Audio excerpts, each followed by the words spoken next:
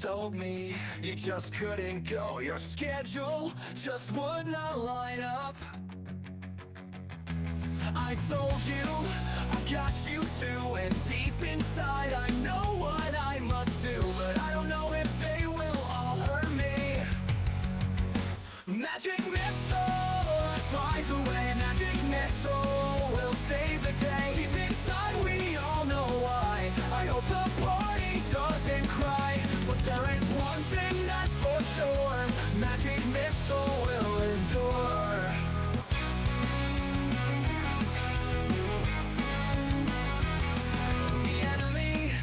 Won't go down on the floor, my friends all lay around. Is this really our true fate? But from these bolts you cannot hide. Watch them slam into your side. This is the best choice to date. Magic missile flies away. Magic missile will save the day. Deep inside we all know why. I hope the party doesn't cry, but there is one thing that's for sure: magic missile will endure.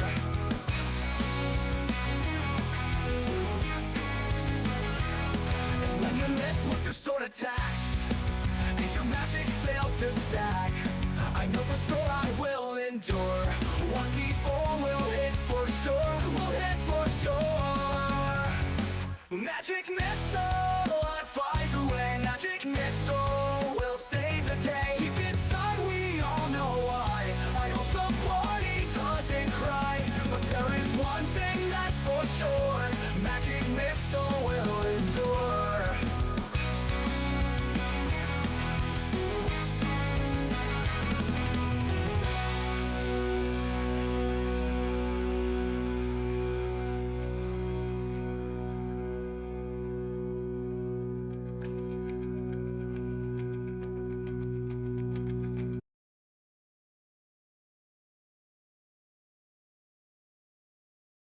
Welcome to the dungeon. Here we are, waiting for the internet connection to stabilize out a little bit. It's getting a little better. Thanks, Spectrum, for us having crappy upload. You can do more. You just don't, because you suck. You suck. Yeah. They try to pull this garbage of like, you know, hey, if you get our router, we can increase it. Yeah, mine will do that too. I have the router and they don't do it. So let's be honest here. I'm getting all these emails like, we've got a special deal for you as long as you like add your phones and blah blah blah. No, I don't want anything else from you. I don't want what I'm currently getting from you. I don't want what I currently have, but I have no choice. I'm not adding on. Oh my God. It's my kid on a video call on Discord. Like, I don't know how many times I have to say, like, family, don't do uploads while I'm streaming on Monday. Last time this was happening, my oldest was uploading all these videos to TikTok. Like set 20 of them to upload and then went and took a shower. Like, so you just go to your router and shut off every device. Well, you don't want to get to that. I really don't, like, but it's we're gonna be having internet outages. Like, I don't have to worry about my wife. She's not gonna do that. Like, but the kids, holy crap. Why do you need to have a video call? You just saw the freaking kid at school. So and then it takes like 5 minutes for everything to stabilize. Anyways, thank you all for bearing with us. Hello, YouTube people. There, it's starting to stabilize. Weird how that works, right? When you're streaming video. Yeah, now we're good. So, yeah, here we are. We are not here next week. Or the week after. Or the week after. And that's just because we're going to be tired. We're going to be a little D&D'd out. Weird. Is that okay? That's just my ear ringing. I live with that that old every age day. setting in. Yeah. Oh man, I need to go. it's I still need to go and put that on my claims for disability through the VA because right. it ain't getting any better. Tinnitus, like, um, yeah. So after tonight, we're gonna be out for 2 weeks. So, uh, you'll be we'll be around. We'll stream something Monday. It just won't be D&D. I think Jeff, you brought up something that we could talk about or do or something. I thought. Like, I figured we could talk about what we did up in Michigan, There and we go. then Yeah. maybe touch on the campaign a little bit from an outside perspective. Yeah. So speaking of that, I think that's perfect segue into the Koi's Comics presents A Weekend in the Dungeon, April 5th and 6th. That's what we're going to I'm going to be out of town next week, but not this coming weekend, but the next weekend. Yes, it'll be April already. If you live in the Saginaw area, you probably know who Koi's Comics is, but you're going to want to come by. We're going to have D&D through there. We're going to have a session where we talk about D&D, and also the unique thing is there's going to be a D&D after dark. There will be I think there's a door charge or something for that because there's going to be food and that kind of stuff. But play some D&D, adults only. After the shop is closed, it's going to be a fun time for all of us, I think. So Banter and Babble will be there, so we can you can talk to those guys. They'll be participating, and Half-Ass Beer Review will be there. So always good to have those fellas there, just kind of supporting us, and they always make it a good time. So you'll get to hang out with me and Justinian and Gwenton. So it's going to be a good time for everyone. So yeah, don't miss that. That's going to be exciting, and it came up really fast. So Really fast. Yeah, right. I mean, for as long as January was, February and March seemed to have gone really quickly. So that'll put us out. So we won't be doing D&D that second Monday, but we'll be here with you for sure. So that'll be fun. Good time for all. Yeah. Fanboy Tone gets it. If you didn't get a chance to check out, we got some YouTube shorts up last week. So check that out. So get your thoughts on it. We're going to start sending some videos out there and talk about some of the homebrew things we do around here and maybe some homebrew ideas for the future. And what are your thoughts? This one's about hit points and how your arm gets bitten off by a dragon and 8 hours later, you're all good. So we do things a little different in the 7D realm, but yeah, go check that out. As well as there is a new Let's Set the Tone. I think I have an image for that. There we go. Even though it still has Panic Games on there, it's not Panic Games. There is a new Let's Set the Tone that's out there. So head on over to Banter and Babble's channel and check that out. And Half-Ass Beer Review, and that one's way outdated. Good job me for keeping things rolling. There is some new Half-Ass Beer Review, so let me put those out there into the channel.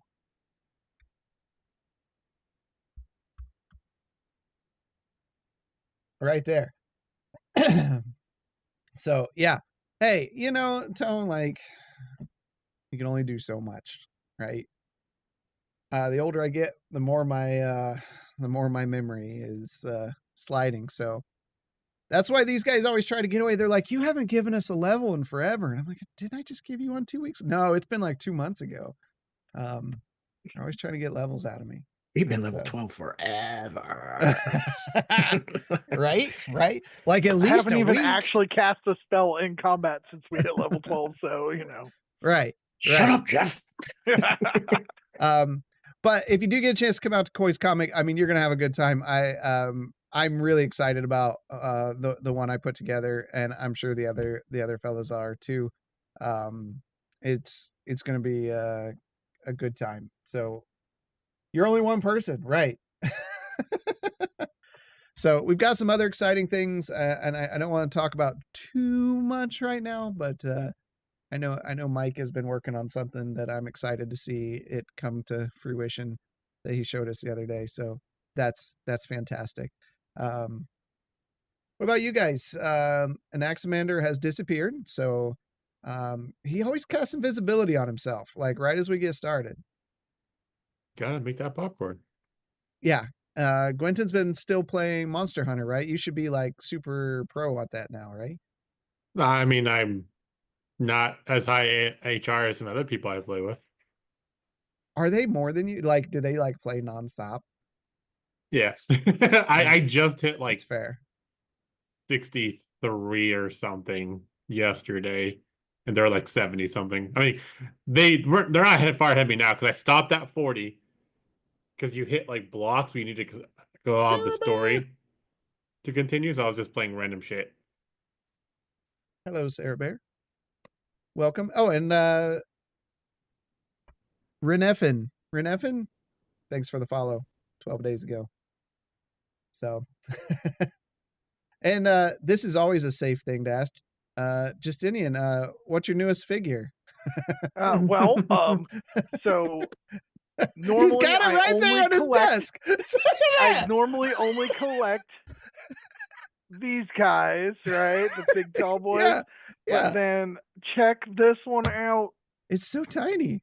It is, in but this is comparison. 1/18 scale. This is like a full size human at 1/18 scale. So yeah, like I'm messing around doing some different scales. Don't watch Set the Tone if he talks about anything that you're interested in, because he finds a way to bring on a guest that will ruin your life. So and then the Four Horsemen's dragon has fully funded.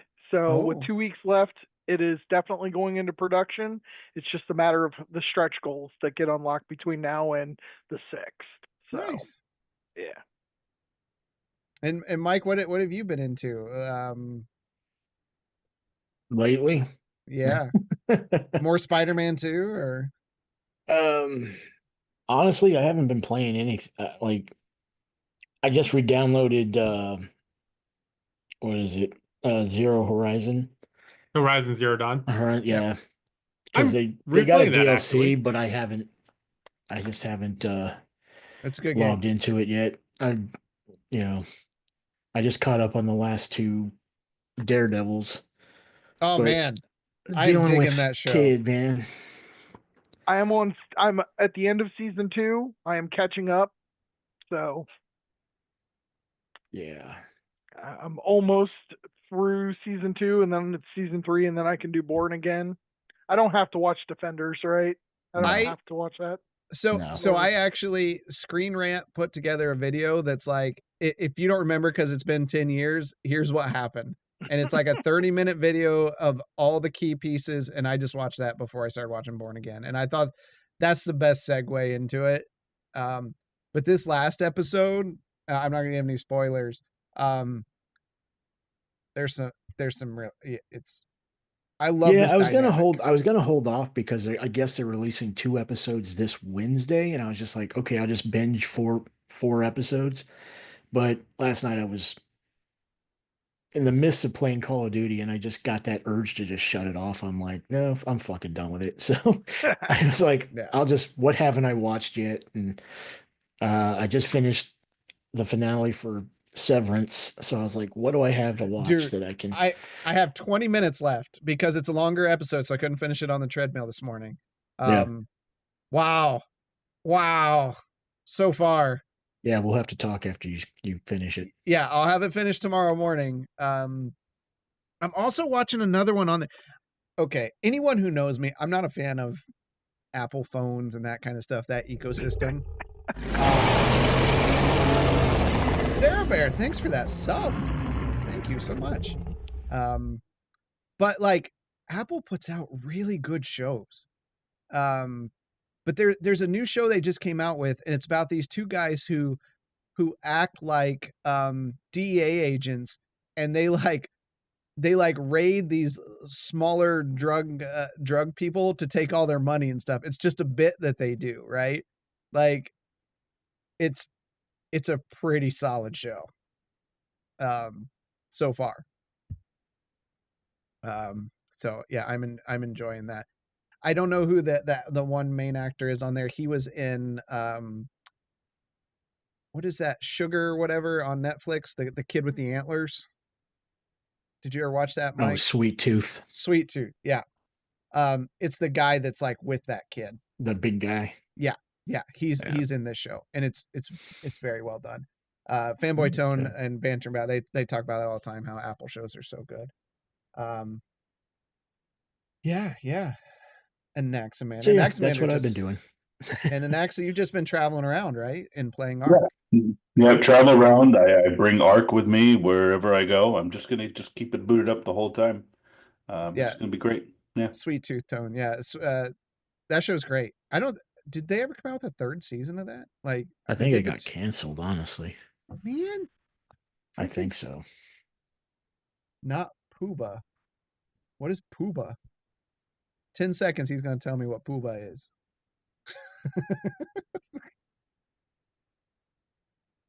So, yeah, that's what we've got going on. It's a busy time in the life of everything. Oh, so last week I was with some people from work, and Ark must be no, they just refact. I'm not going to go down this rabbit hole of what they've just done to Ark. But I will say, and you still haven't done this, Fanboy Tone. Yeah, Sweet Tooth is awesome, Sarah Bear. Okay.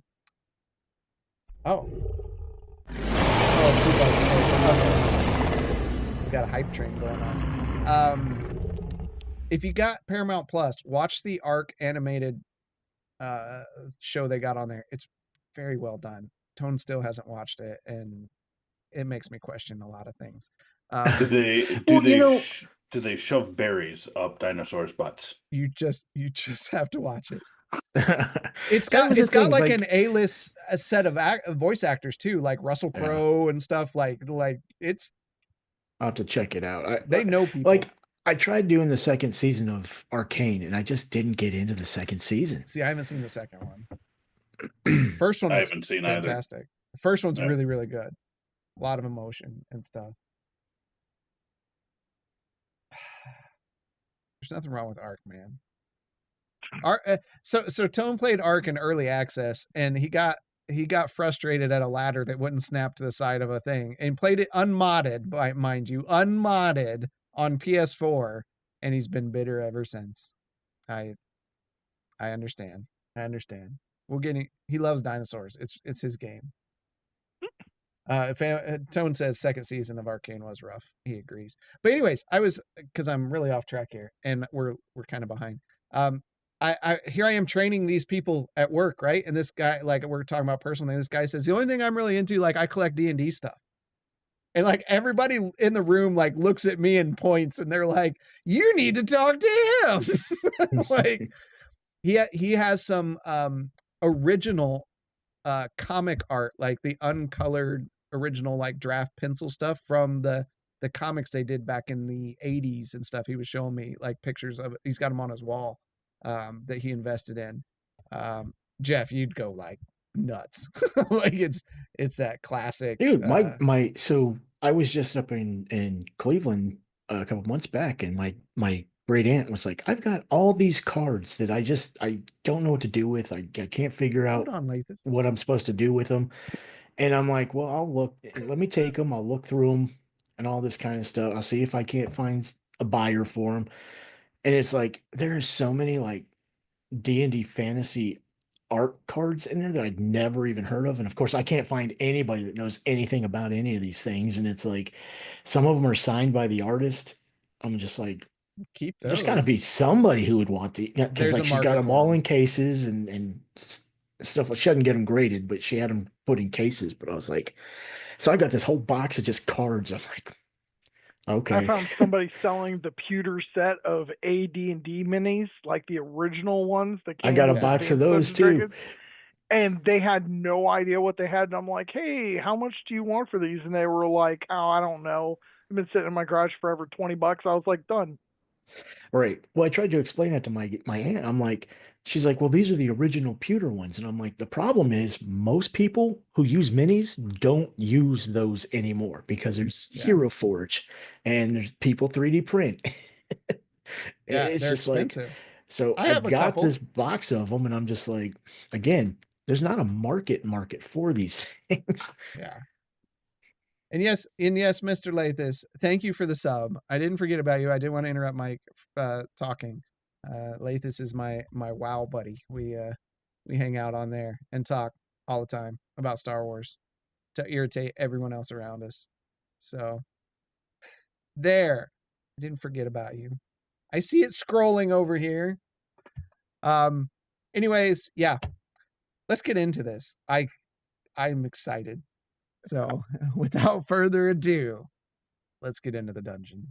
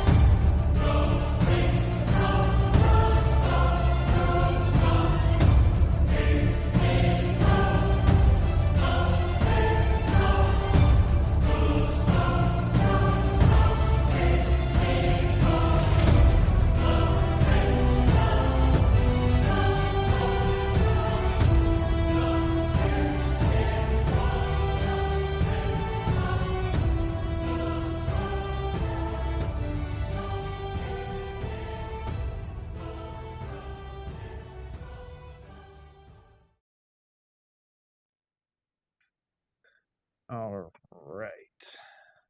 1 second here.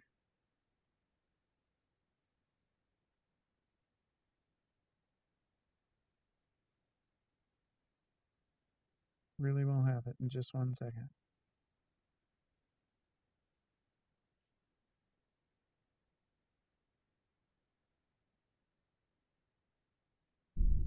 This thing's awesome. Where we left the party last week, they traveled back to Perrin's Folly, not getting the warmest of welcomes after their events several months ago. Even with pleading their case that member is no longer with them, they were escorted to the local inn and told to stay there while their papers were investigated. After drinks and some food and a subtle message given to Gwynton, the party went off to rest for the evening. Awakened from their sleep, Justinian had a strange visitor. And that's where we're going to pick up this evening after you have awoken Justinian.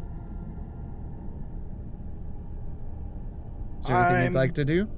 I'm literally, because, like, window flew open and poof, she was gone. I'm going to go close the window and just sit on my bed and freak out for a little bit until I can finally go to sleep. Okay. So you sit and contemplate what just happened to you, and your eyes jut to the window and around to the dark corners of the room, and one of the few times in your life that you're just not comfortable with the darkness, and even to the point maybe on occasion cast the light spheres around to kind of illuminate everything. And after a couple hours, you can feel like the exhaustion just kind of setting in, and you're able to let yourself go back to sleep. Okay. Gwynton, I believe you had something you were going to do. I don't know what that could possibly be. No, after not a super long time, but after a little bit, I would walk out to go back to the bar, right, where the innkeeper may or may not be, and I will let Bishop know that I'm going to go have a conversation with him. Do you want any backup? No, you're fine. He wanted to speak alone. And I think we all know I'm very good at getting out of places if I need to. All the way back to another continent. Yeah.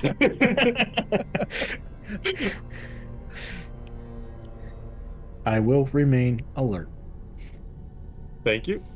And I'll head over. Okay. You head down to the bar area outside of one or two passed out patrons there. It's pretty empty. You look over to where Aaron was previously. He's not there. You can see door to the kitchen, and you can see the guards outside of the inn kind of shifting from time to time from the windows and things in the building. Okay, but they're mostly focused on the outside, right? Yeah, they are not looking inside at all. Okay. I'm going to go over to the bar, wait a few minutes, keep an eye on the guards and the passed out patrons before I try walking into the kitchen. Okay. You keep an eye. At one point, one of the guy they kind of jut up, and I'm gonna be you, and he just falls back down. They're completely out, and you just kind of, as subtly as you can, you just kind of whip around and push yourself into the kitchen area. You see a well cared for kitchen. Nobody's currently working in there. It's kind of dark. In the back corner, you can see there's some candlelight coming from a back room there. There's another door that leads outside. You're unsure if there is a guard at that door or not. You just see that there's a door. Okay, I'm going to do one that has the candlelight and try to peer in. Something you're not totally familiar with, something you haven't seen a lot. You see Heron laying there as a centaur does in the evening. You've seen horses lay down before, so very similar and uncomfortable looking. They look up at you. Are you trying to hide yourself from peeking in the door, or are you just... No, if I see it's him, I'm not trying to hide myself. Okay. So he looks up as you enter. You took me seriously. I mean, you don't typically hide a message in a mug handle. You can't be too careful here. I mean, I get that one. I took time getting there just to make sure that no one was paying attention to me. Tell me, why have you all returned? There must be some greater purpose for you to risk so much by coming here. We mostly came to get something we didn't grab last time we were here. Is it that important that you had to come back? Unfortunately, it is. I worry for your safety here.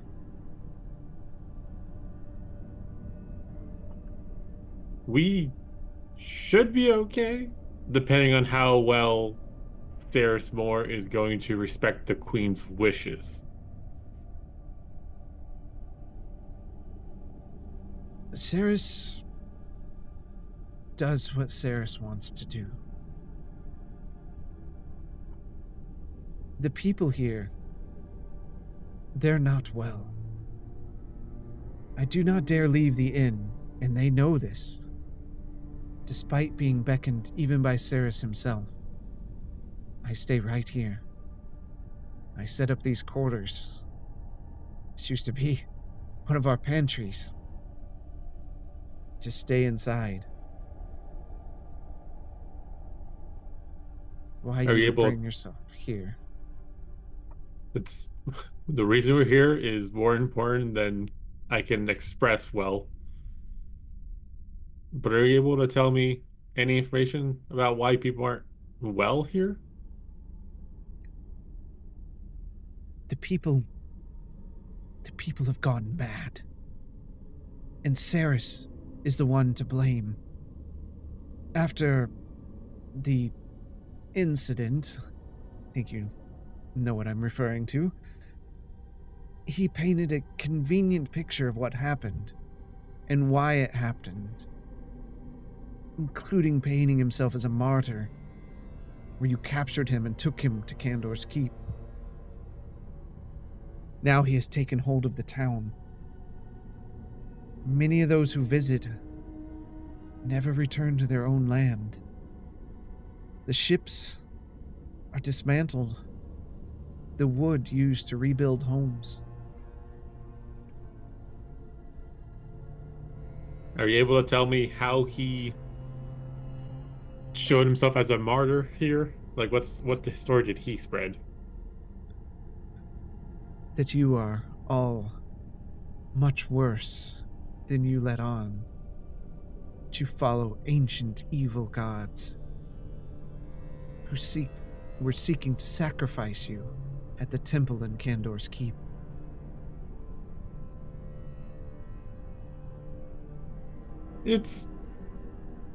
I'm taking that as a confession from what he's doing then, because the reason we took him, you know how you guys are able to somehow cure Merritt's kiss? Yes. We found out how he was doing it, and it involved sacrificing others' people to use like their souls as part of a potion. How they... Religion is strong in this town. And while I'm not a believer, some here strongly believe that that's a sacrifice they're willing to make. I've always overlooked it. The problem is he wasn't using a god-based book. He was using a book written by Shadowsparks to do these deeds. That does not align with his messaging. He says that he is guided by the good book, one from Bishaba.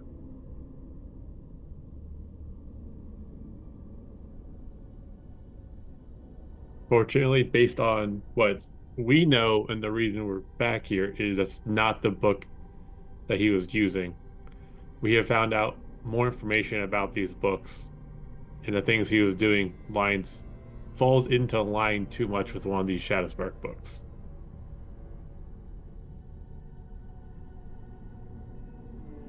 I understand. I am taking a great risk just speaking with you. If we were discovered, I fear the worst for myself and for you. I know that you are all different. You see things through an unclouded lens. To save us from whatever this is, despite your history, would be quite a feat. If I'm being honest, we're not here to make amends exactly from what happened last time. We're trying to stop an evil from getting even worse than it is now. Not that I don't regret what happened last time we were here.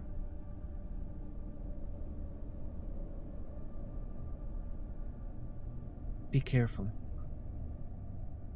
This is not a place for someone to lose their temper. Striking Ceres or some sort of ill will could mean horrible consequences for others in town. I will do my best to inform everyone I'm traveling with to keep the tempers calm. But how do they know? Is there some type of spell cast along here to monitor magic? That I do not know. But I will tell you this in confidence. Keep an eye to the third night. Watch from your window. You should see what I'm talking about tomorrow night. Maybe that will paint a better picture.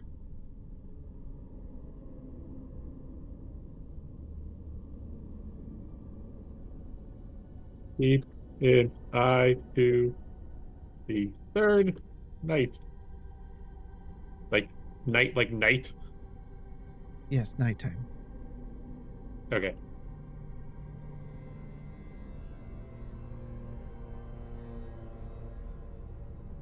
I'll leave you with this last morsel of information. Do not underestimate Ceres and his new ally.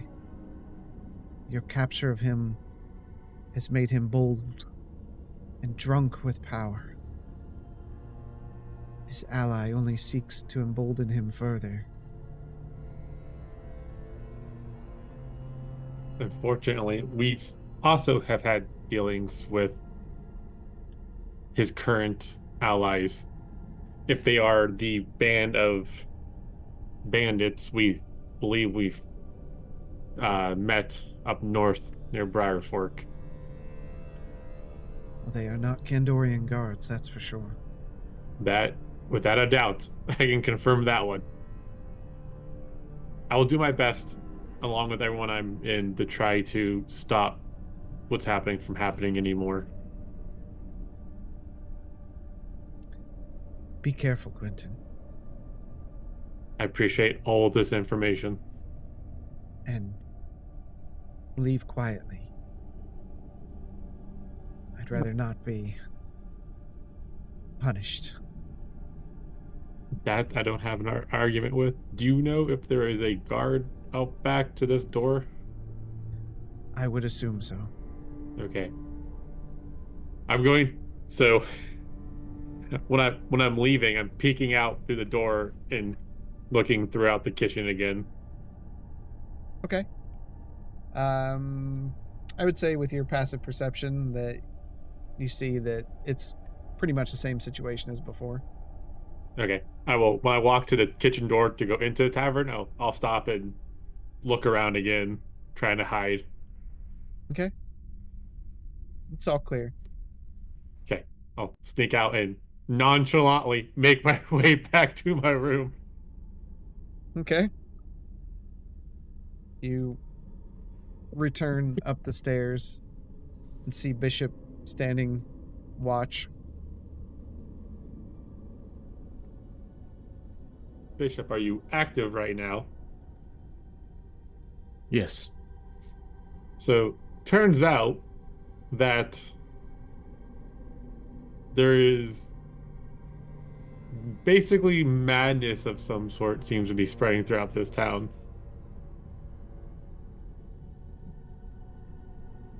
And that the people who come here just stay instead of just like we were told from Candor's Keep. But it doesn't seem like they're staying because this place is so well. It's more that something Ceres Moore is doing. Apparently Ceres Moore framed us to have just kidnapped him and worship evil gods, and he worships a holy god with his holy book.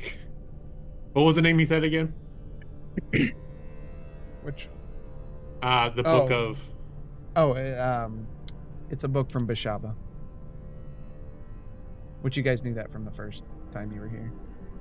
Okay. Guess I'll just say it's the book of Bishaba again.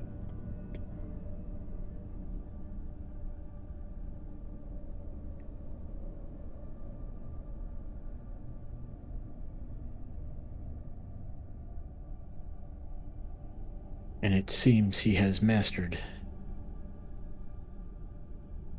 whatever corruption the Shadowspark Chronicle has given him as well.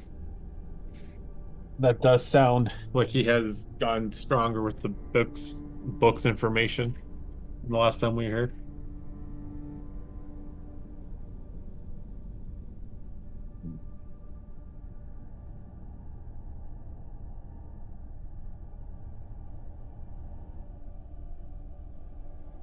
It seems we are going to be in a pickle at some point. It seems like no matter what, everything is going to be, it's going to be an uphill battle. And one last piece of advice he gave me was to keep an eye out. Okay, real quick, the third night as in nighttime or night as in guard? Nighttime. Okay. Well, because you said keep I an know. eye out for the third night. English language, too many words sound the same. Well, sorry, it's yeah. But you also told him to look out your window tomorrow night, and this is our first night. Yeah. So it's not even 3 nights.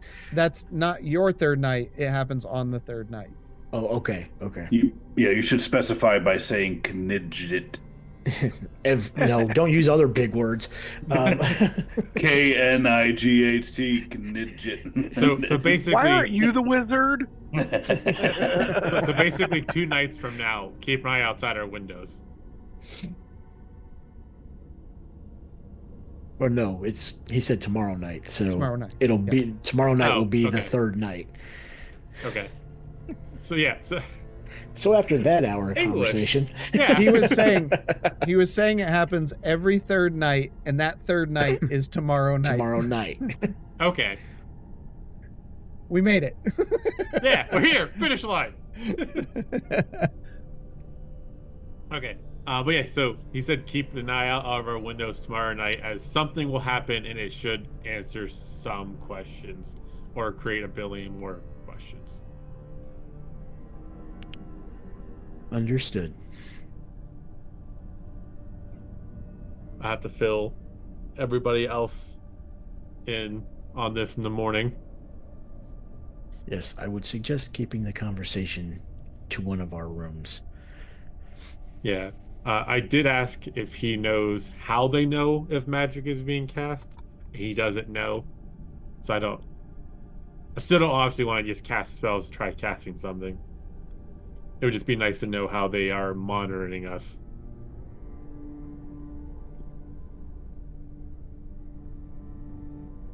Yes, that might be something. If we had a magic user, might have more of If we had one. an idea. Say that to a magic user. Yeah. But for now, I will go ahead and get some sleep as well. And we can meet up with everyone in the morning. I will remain out here. Okay. Good night, Bishop. Good night, Quentin. No. Walk in. Okay. You bed down. Get some rest. Morning comes. Annex, you're up first.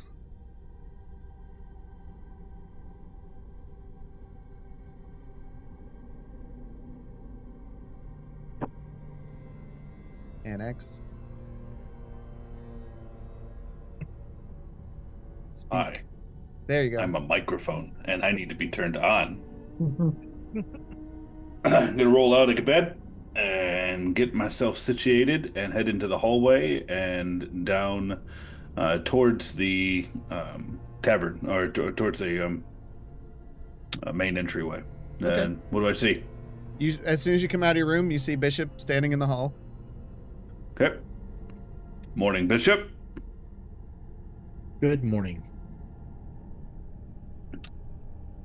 Heard any news from the local government officials here? No, we have not been alerted of anything.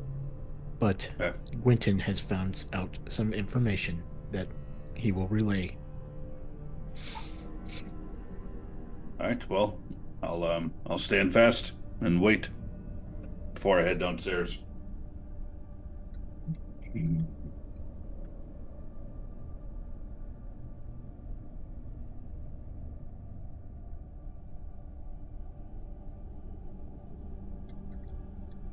gonna go beat on some doors. Wake up! I got shit to talk about. Yeah. Yeah,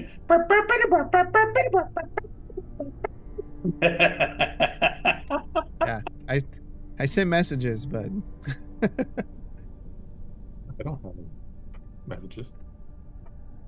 Nope. You do. All right. Justinian and Quentin, you awaken. I saw my message, but I'm trying to play out how last night went. Yep. So until Annex actually bangs on that door or somebody does, Justinian won't be coming out of the room. Okay. Yep. Quentin? I mean, once ever I get up, I'll walk out and see who's. Marsland there. stumbles out as well. He's. Hello, I am ready to start my day. Sorry, I just saw your message. The signal just didn't have anything for me for a hot minute. So I'll look around and obviously, so I'm gonna guess I see Bishop, Marsland, Annex. Yep, that's it. I'm going to go over and knock on Justinian's door then. And Justinian jolts up, runs over, opens the door. You can see he's in nothing but his underwear, and he's like, give me 5. And he runs back, closes the door, and you can hear him just slamming his Anyone else armor see that? on. I didn't see nothing. I wish I could say that. And I finally joined the party after 5 minutes of actually getting ready. Well, we do know that he doesn't paint his face. He's green all over. That is true. That's something I've ever would have wondered. But once he's back out, so I did get some more information last night. However, I think we should be in a room to talk about it, not in the hallway. I Bishop agree. just opens his door. Get in. Standing in The one front that of. has the neatly made bed hasn't been touched at all. We're going shopping, bitches. I feel that this room would be very crowded with all of us in there. It's fair enough size that you could be all good in there. Yeah. Yeah. Standing shoulder to shoulder. It's not huge, but it's big enough to accommodate you. That's what she said. Okay, so once we're in there, I spoke to Heron last night, and he said that all the people here seem to be going mad in some sort of fashion. And Cyrus Moore basically made himself sound as a martyr who was unfairly abducted, and we're all worshiping dark gods. And he is the only one who's not worshiping a dark god. I was forewarned to not underestimate him or his new allies. And AFK for a sec. okay. And that something is going to happen tonight, and we should keep an eye out outside of our windows. Did he give me a rough time it happens, or just at night? Night. Such a broad spectrum. Good thing we have 2 people who only sleep for 4 hours. But basically, keep an eye on that, and whatever we do when we do meet with Cyrus, everybody keep your tempers in check, because even if we attack him, it's possible that others who have not been involved may be harmed for some reason. He wasn't able to... Probably wait until Bishop comes back to relay that information. Yeah. Bishop's here. He's right there. Don't lose your temper, Bishop. Yeah. He's just sitting, you just see on his face, loading.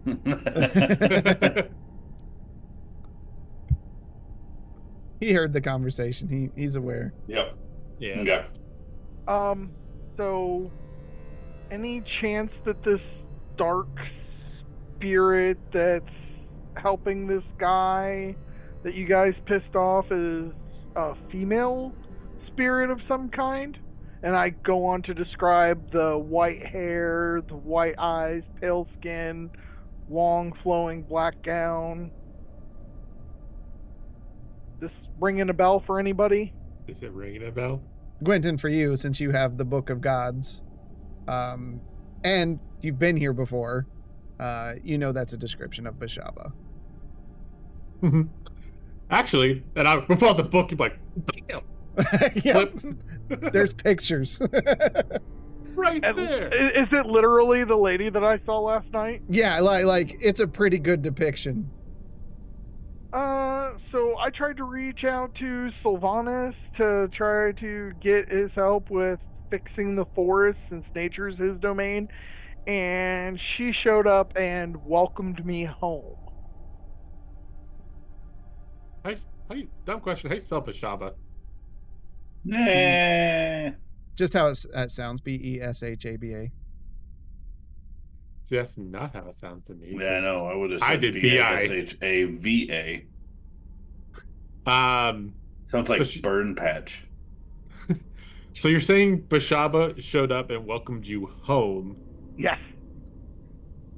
She is the intermediate deity of accidents, bad luck, and misfortune and random mischief, which I feel like is our god, considering what happened last time we were here.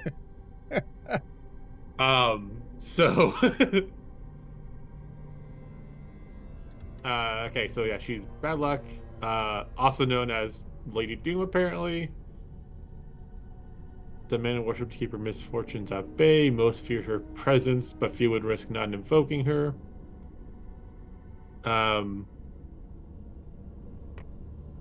She is spiteful and petty, which I do not like going into this right now.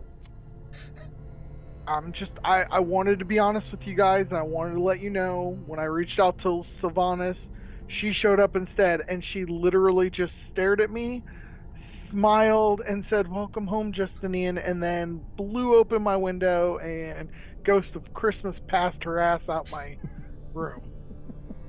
So, next time you see her, give her the best lip service your green lips can handle. She loves lip service. So, confession, I've never actually been with a woman before. That means Keep your talking pants just on. Oh my! I understood it to be talking. What are you talking about? For once, he is right.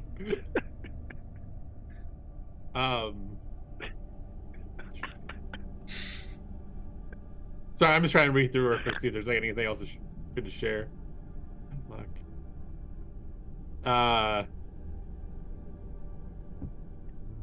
Oh, a holy symbol of her is a set of antlers. What? Yeah, no, a depiction of the holy symbol of Ashaba is a set of stag horns. Here, Quentin, point to it in the book, please. Yeah, I was getting ready to send it to the group chat for you guys all to look at as soon as I can find my mouse. Is this it here? Is that here? Yes, here in the book. Yes, it is. It is right there. Oh, And you all can see it now.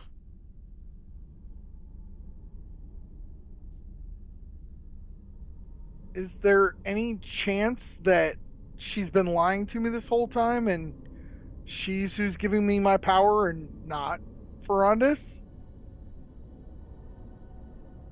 Because every time I've tried to study about Ferondis, I can't find anything. So based on this,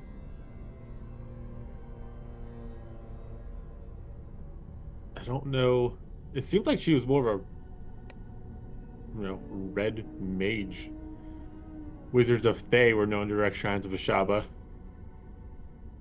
Would anything in here to me say that it might have been her? Not. Well, he would talk to the other guy, right? Because you had Ferondis and... No. I tried talking to Sylvanas, the deity, for the first time last night. Yeah. She showed up instead. But you've talked to Ferondis. I have talked to Ferondis, but if this lady is Ferondis, like, tricking me into serving Is there her... any information on a Ferondis working for Sylvanas in your studies? Yes, I'll answer that. Yes, see, when you were doing your studies a couple sessions ago, there was a lot of it. Yeah, it's like So there actually is a Ferrandis. It's just that works for Sylvanas. But now we're all just messed up because this chick just showed up. And her sign is literally these guys, and I start clinking my fingers. Yeah, they're literally your stags. By the way, Bishop, now that you're not that you didn't hear this already, but hold your temper. I will do my best.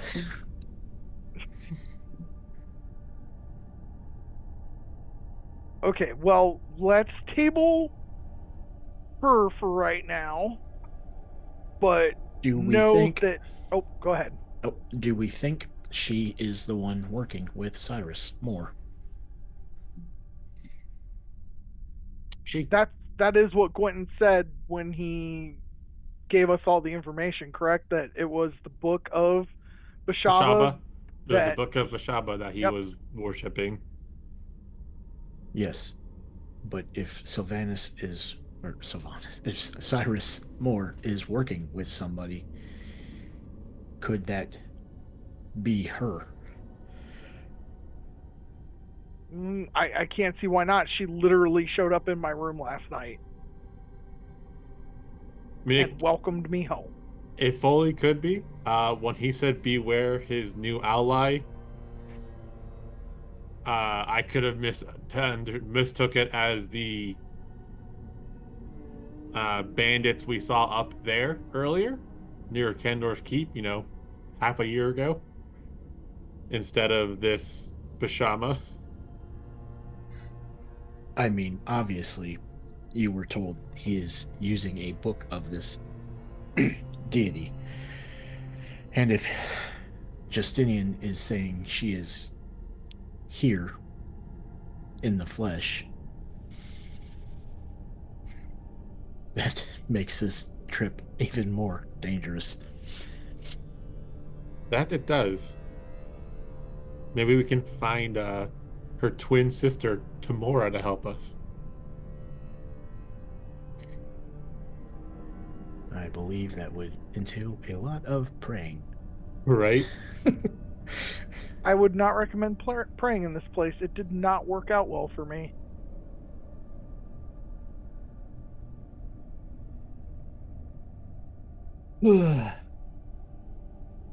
That's it. Murder hobo it is. I've gone so far in this rabbit hole about this person now. I've clicked on every link in this article so far. Oh boy. Because I was like, maybe we could get Tempest to be like, yo, get your hoe. Okay. We could definitely use Jade as a distraction.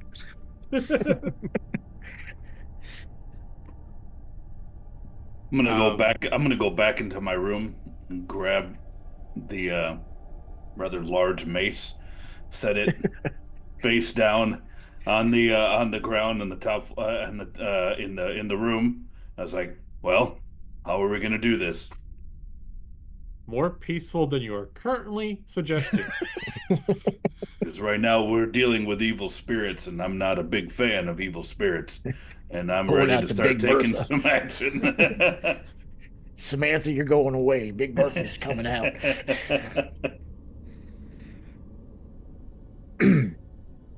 As of right now, all we can do is sit and wait. There's not much we can do as prisoners in this tavern. Looks at not the rest without of them. Giving up our good faith gesture. I am with you, Annex. I do not agree with this at all.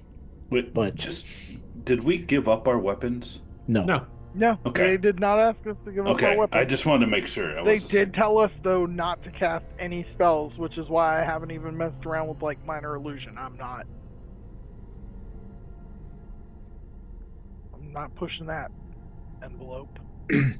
We are literally at a standstill until they return with a decision about our paperwork.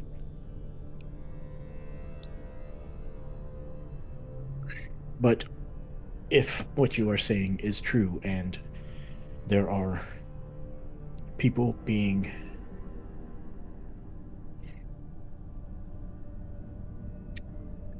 manipulated or mind controlled in some aspect without putting Heron in danger. Do we know how many people are unaffected? They can't all be believing. Even the Well- children didn't like us yesterday in the streets. Children Yes, will but children, often yes, reflect the attitudes of their parents. Exactly. I mean, we knew coming back here that we were not in the greatest of picture of light due to our prior experiences, but I did not get this level of contempt after our trial. They were mad, but they were not as aggressive. Well, Sears just had time to basically brain rot people since I he's been also back. put some of this blame back on Candor's Keep for not taking the investigation more seriously. Yeah, from what Heron was saying, when people come here and get manipulated, convinced, etc., to stay here, they're dismantling all their ships to use to repair the building. So I'm sure we could literally probably find a random ship's name on a board somewhere. Gentlemen, if they're dismantling ships, who's to say they haven't started dismantling ours? Well, I'd imagine your friend would not allow her ship to be dismantled, since she did not disembark with her crew. Which also raises the question as if the temple and the castle both sent emissaries here, and it's one thing for an emissary to not return, but an entire vessel? Mm-hmm. What are these people being used for? If there's been, based on the ships we've flown in, it takes 10 to 20 people to man a ship, and none of them go back, and they've sent 2 emissaries from just the church.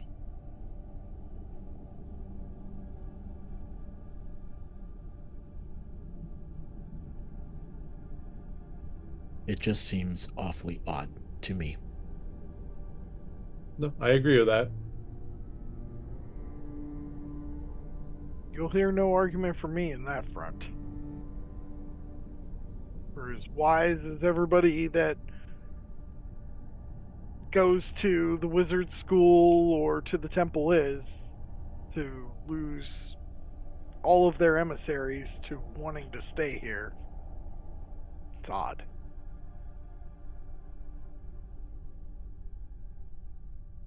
Yeah, I It's don't almost like fully. Cyrus has help in Candor's Keep. We were instructed to stay here, if I'm not correct. I believe Yes, so. we were told not to leave the tavern until they had proper investigation of the documentation.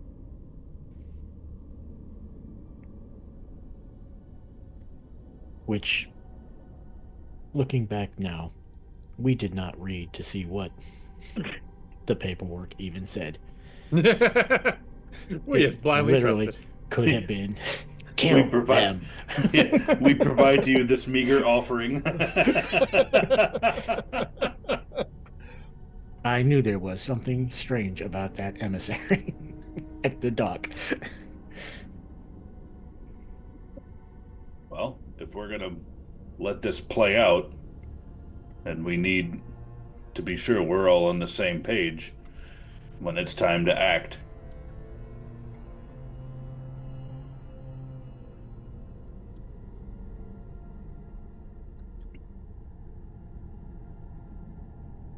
Yes, I do believe once we have a little bit more information.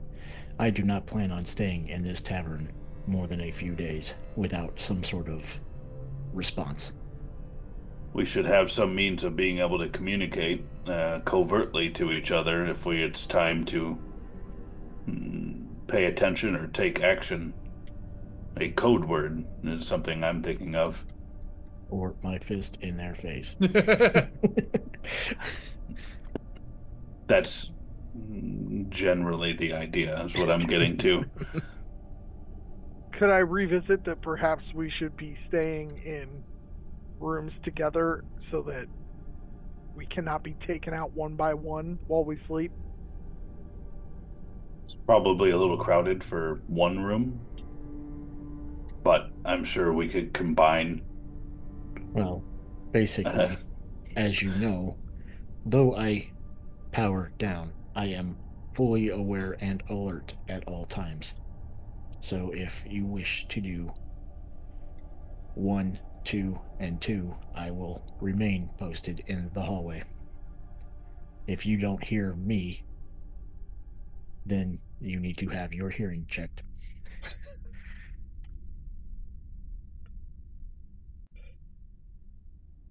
Not wrong.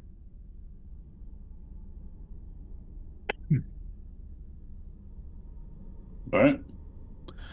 Well, do we wait it out? I mean, might as well spend our time in the tavern instead of up here in a crowded room. Maybe True. we can overhear some things.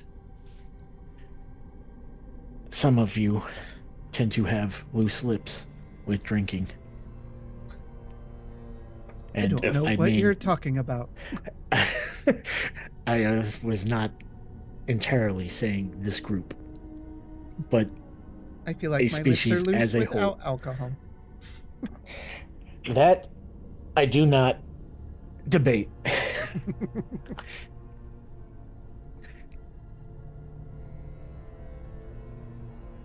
But maybe if we are down there, I'm not saying we have to mingle with anybody, but keeping our ears open.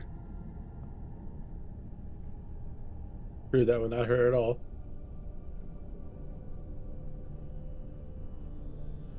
Plus, maybe being seen will buy us some goodwill.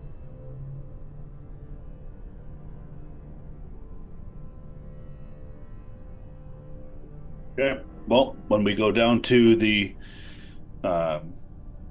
tavern, don't group up, split up, sit at separate tables. It's more welcoming. May I introduce you to your Lord and Savior Tyr? I just think of people visiting a really small town and then trying to act like they're part of town, and everyone knows that they're definitely not from around here. Why would you think we're not? Especially a giant silver ball. Did you He's hear gonna the one blend in about with the the baker keg. and the butcher?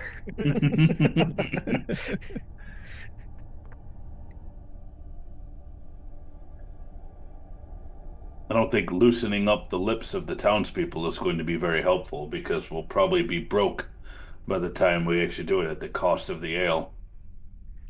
You Oh, do I'm not not have saying to that you have to drink buy the whole them. time. I'm just saying, the more they drink, maybe seeing us, they'll spill something amongst themselves. Yeah. If we are to be the target of their hatred, then let us be the target of their hatred.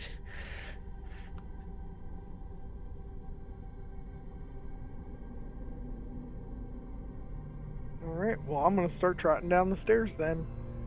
All right. Everybody going down to the tavern? Yep. Yeah.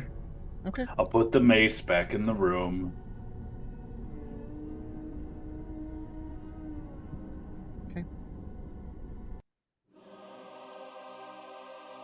As you That's walk not down tavern the music. as you walk No, down the sure isn't. stairs into the tavern, you see a well-dressed priest in flowing robes, Why did you put your base down? flanked by several guards in matching royal appearing outfits. The rest of the tavern is empty except for Heron, who stays quiet in the corner. Gwynton, you notice he's definitely withholding some emotions there of fear. As you all together reach the bottom of the stairs, you recognize that the priest before you is Saris Moore. His sneer is no better than it was the last time you saw him many months ago. His stare is cold and unwelcoming. Kandorian Firestarters, you've returned despite your history. Despite your history of destructions, false accusations, and general dissent, you somehow find favor with the Queen to arrive here under a new name of Light Unsparkers. More lies, I assume, to try to acquire something?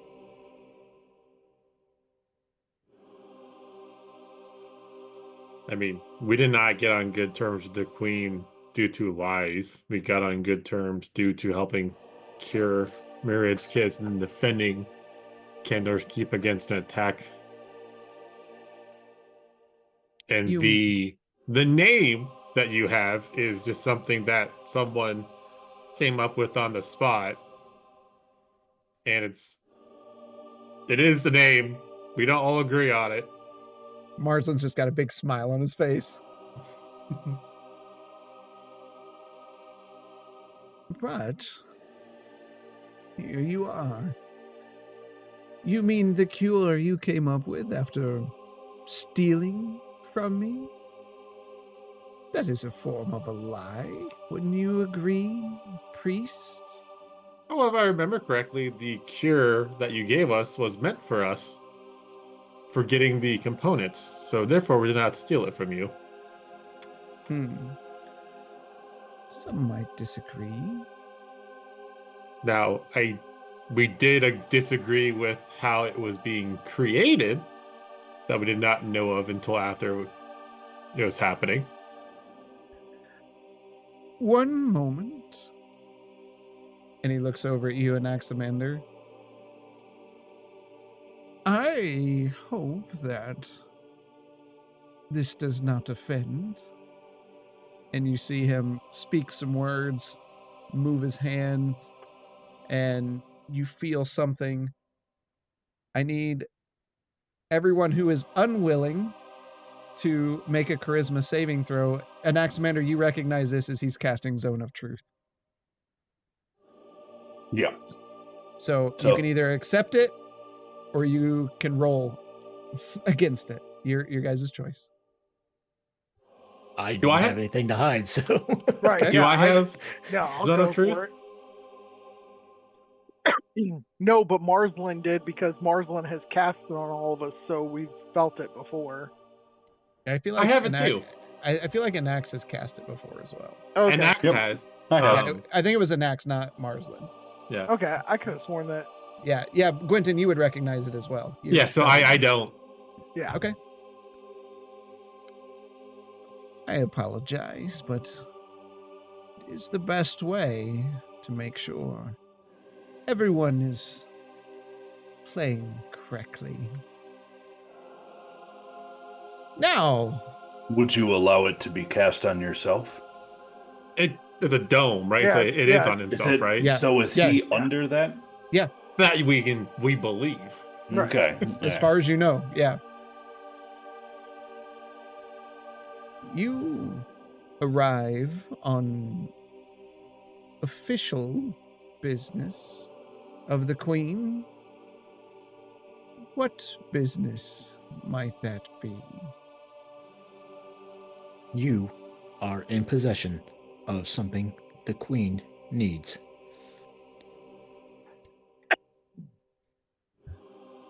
Oh, You believe that to be true? I know that to be true. And why wouldn't the Queen state that in her letter? Because she tasked us with that assignment. And tell me, what is it that I have here in the small town, the small, destroyed, impoverished town of Perrin's Folly? What could she possibly take from me that would be so important to the city of Candor's Keep? We're simple people here. You know Well, that. at least one of you is simple. The Oh? book. And I know you know which one we are talking about. You would take the holy book from a holy man and say it is for the Queen? If it is the book we believe it is, we would like to acquire it to take it back to the Queen. I'm afraid that that is not for sale any more than any other of my possessions. And, Dwarf, you know well how well protected the holy relics are, no matter the faith. First off, we're not offering to buy it. And how Second, would you say you are going to acquire this? if the Queen has wished it, who are you to disobey your Queen's orders? The Queen might rule in affairs of the state and the land, but surprisingly does not have jurisdiction over religious artifacts. Look it up. The problem is, the book that you're using is not a religious artifact. It was created by it's a good term for him, crazy psychotic guy. Do we know that to be true? I'm sorry for interrupting, High Priest, but would you perhaps be willing to let our wizard here inspect the book to even see if it is what the Queen has sent us on a quest to get before we argue? It can be done under guard. I just don't see the point in us arguing with you in your land where you are the authority if it's not the book that we think it is. Roll a persuasion check.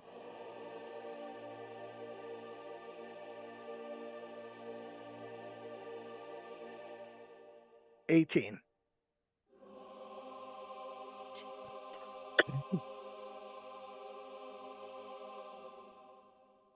I think, under the proper watch of myself and my guard, that could be arranged. Who all has a passive perception of 16 or higher? I got a 20. Okay. I know Marsden doesn't. I don't have to look. Bishop, you don't have one that high? 16? Nope. Damn. Okay, so just Gwenton. My eagle eyes. One of the guards that's standing like behind Saris Moore, you notice some movement, and you see a small halfling. You might remember Gordy Fitch from the last time you were here. He's like looking underneath the legs, and he's like waving at you guys. And as he does, one of the guards kind of looks over his shoulder, and he just takes off.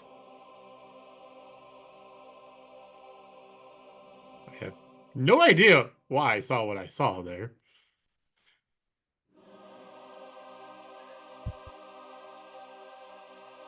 Tomorrow, I will send an escort for your wizard to look at this book. But don't expect to walk away with it. I think you've taken enough from Perrin's Folly. Wouldn't you agree? Some would say we took nothing and left a lot of smoke. The Burnt Homes would disagree.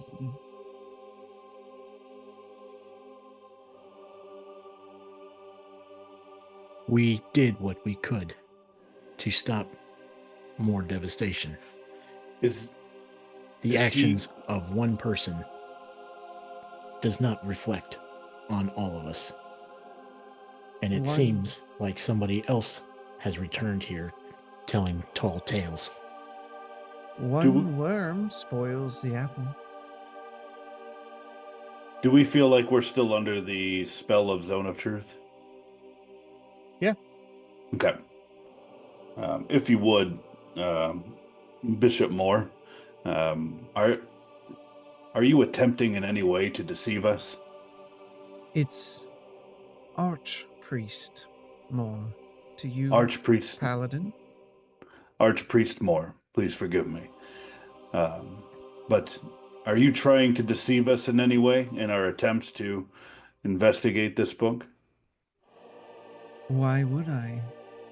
The holy book was brought to me, and from that, we have cured the sick, we have helped the needy, and we have benefited the people of Perrin's Folly.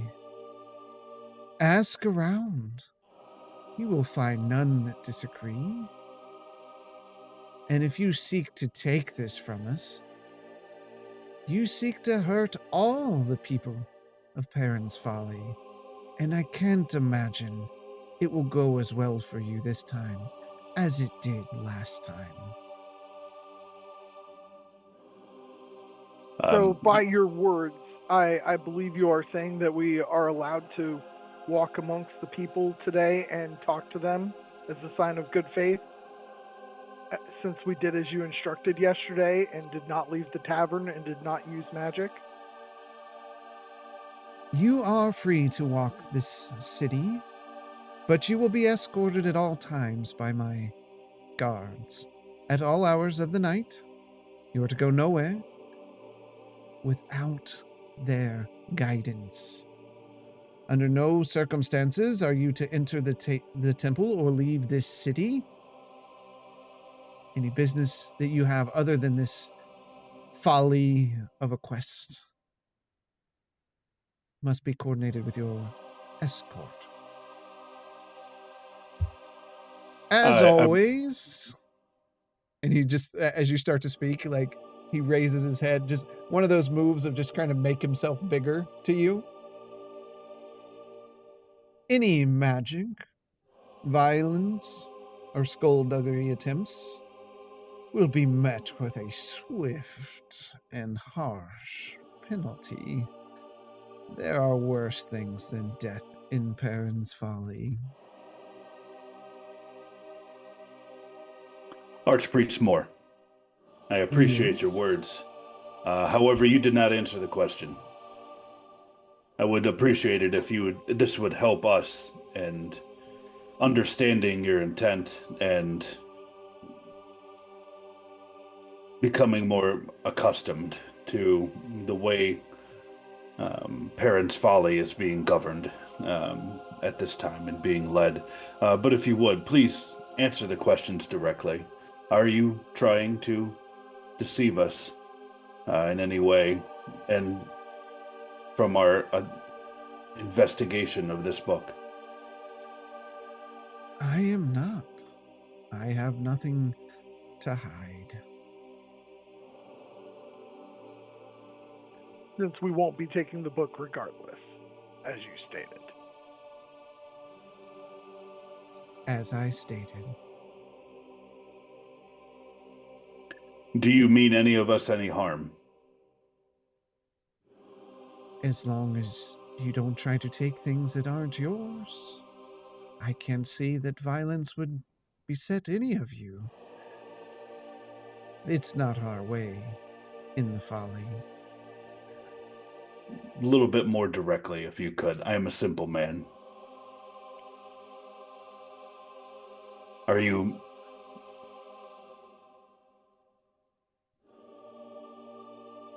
Am I what? Trying to hurt you? Yes. And he just holds out his hands. Do you see a sword in these hands? These hands only care. They only feed the hungry, help the sick. Why would I take action against vagrants from Candor's Keep?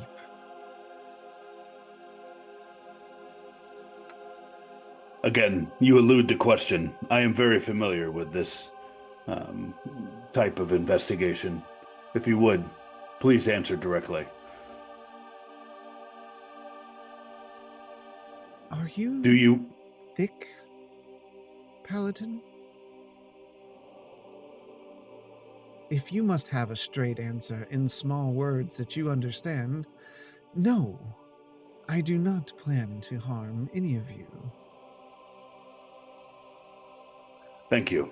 Yes, I will take that as a affirmation of your intent. Will you allow us to leave once our investigation is completed on the ship that we arrived on? Once your duties are complete, I see no problem in you returning. And as much as I believe that none of you could be converted, I hope that I never see you again after that. Thank you. But a simple yes or no would do. Oh my God. Oh, why Yes. is Paladin not may the center leave. of diplomacy? Were you dropped on your head when you were born? No. See how easy that was? Insults are not very becoming. Neither are unnecessary, small-worded statements when the questions have already been answered. You are saying you have no intention of harming us, that your hands have not seen blood. That does not exactly paint a picture when you are surrounded by armed guards who will do whatever you say. So maybe your hands have not, but your tongue has. The bee does not choose to sting out of no reason, only in defense of its own self. Wouldn't you agree? I would agree that A simple yes would be enough. And he just half smiles over to Anaximander. Not at him. I can play as well.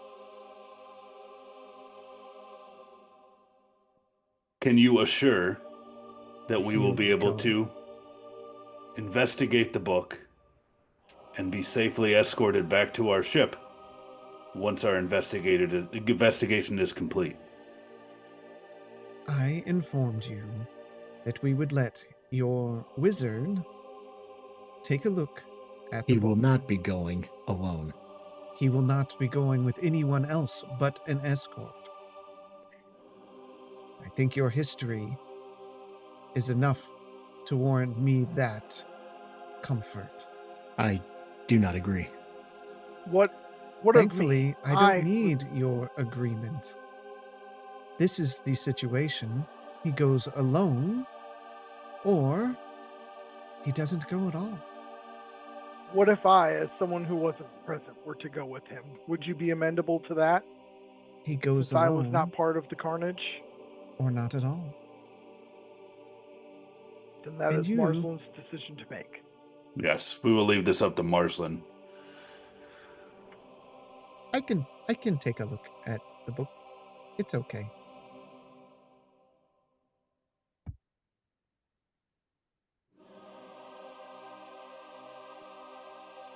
But Well, Archpriest Moore, I feel that this conversation was very fruitful for all parties. I am pleased that you feel that way. I mean, yes. Nod at him again. You are making this so fucking difficult. You just hear Bishop's gears like Tightening. Hydraulics are kicking in for the auto punch. At one point, like Justinian comes up and puts a hand on one arm, Gwenton puts a hand on the other, and like holds him down. Like, also, note that the people of the Folly will not look upon you favorably. That is not my problem, but yours. Don't expect a warm welcome as you explore our rebuilt town. It is a favor alone to restrain their weapons against you, and you should all appreciate that.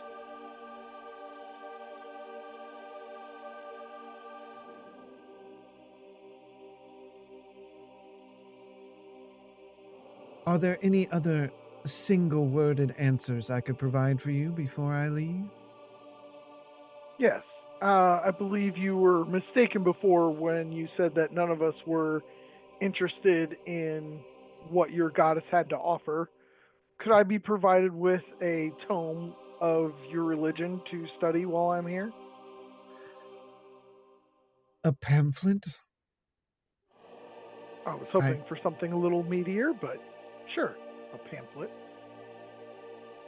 He just looks down at you, just a resting face, I figured since she came and visited me personally last night, I might as well learn about the religion. Sure. If you say so, we will get you a pamphlet.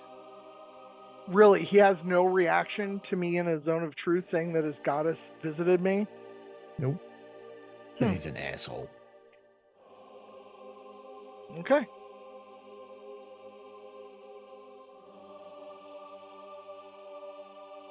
You see him turn to leave the tavern. 3 guards staying right there between you and him. As he reaches the door, he turns his head over his shoulder.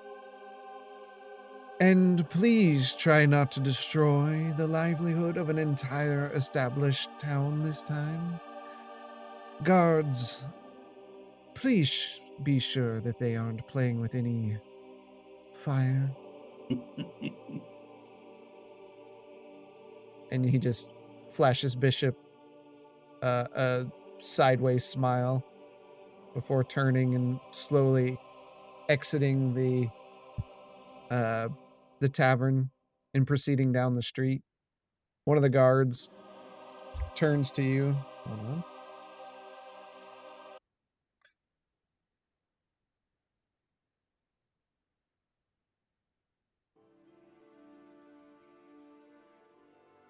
Good morning. We will be your morning detachment. 2 of us will be outside. The other will be inside here at the door. If you need anything, let us know. If you need to travel anywhere, we will escort you. 2 in the back, 1 in the front. Let us know. No exploration after the sun goes down.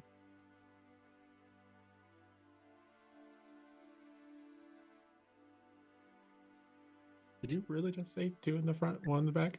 You know, Sure I did. wasn't going to say anything. Yeah. I saw your Sure look on did, that. but seeing as how Justin's a virgin, like we're... So, what does everybody take of the fact that he was unsurprised that his goddess visited me last night. Because he is full of shit. But he was in the zone of truth.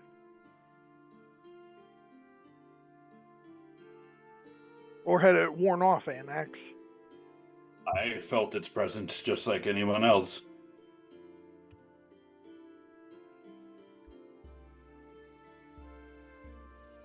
So the reason for the pointed questions was to try to provide some kind of security as to the intentions here. Now, is it possible to see through that, to work through that magical spiritual means of truth-telling? Possibly. But gentlemen, I have, all we have right now is just speculation and past grievances that are drumming up to the forefront and nothing really to act on. I am becoming more and more disheartened that the Queen, knowing we were coming here for the book, did not put that in the paperwork.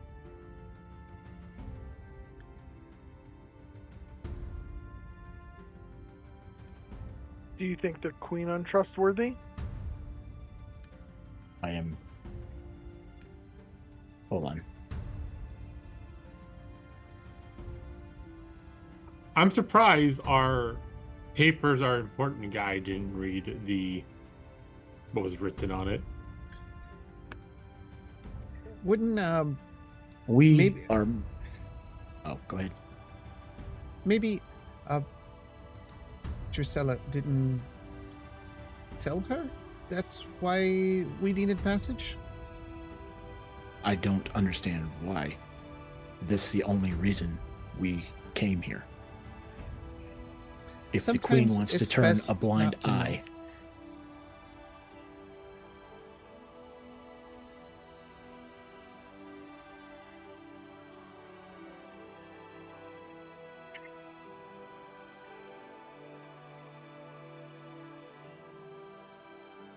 I do not like that we are going in blinded with hands tied behind our back.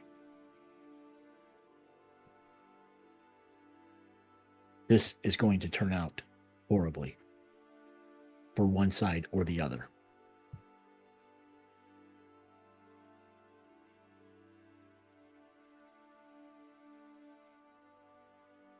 And I hate to say it, but this town, and I just look around. Right now, it's just you guys and the guards. Yeah, they're right there. Like, they're just like listening and watching what's going on. I can listen all they fucking want to. I don't give a shit.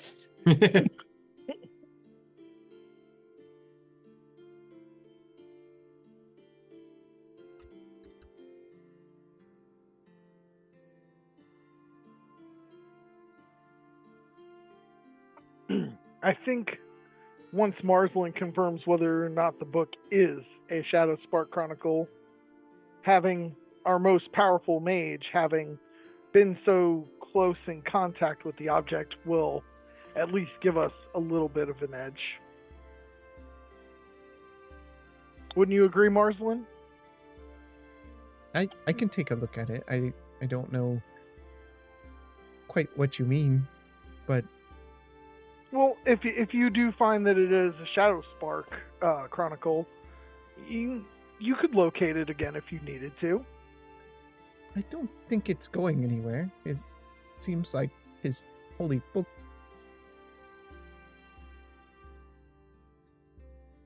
But yes, that is one advantage. If we were able to cast spells here, which is something we definitely would not do, as he's just staring at one of the guards. Nobody said anything about casting spells, Marsland. We know that we've been forbidden to. Marsland, how good is that photographic memory of yours? Sometimes not as good as it should be, but What do you mean? I would encourage you to look and review every page of that book. Take the time that needs to be taken, and note anything out of the ordinary to yourself to be documented later. But look at every page and every detail, since you are the only one who has eyes on this. Sure, I will remember as much as I can and take good notes inside of my brain. You know my notes are the best. Judging by the library you cart around with you, yes, I know you're very apt to take notes.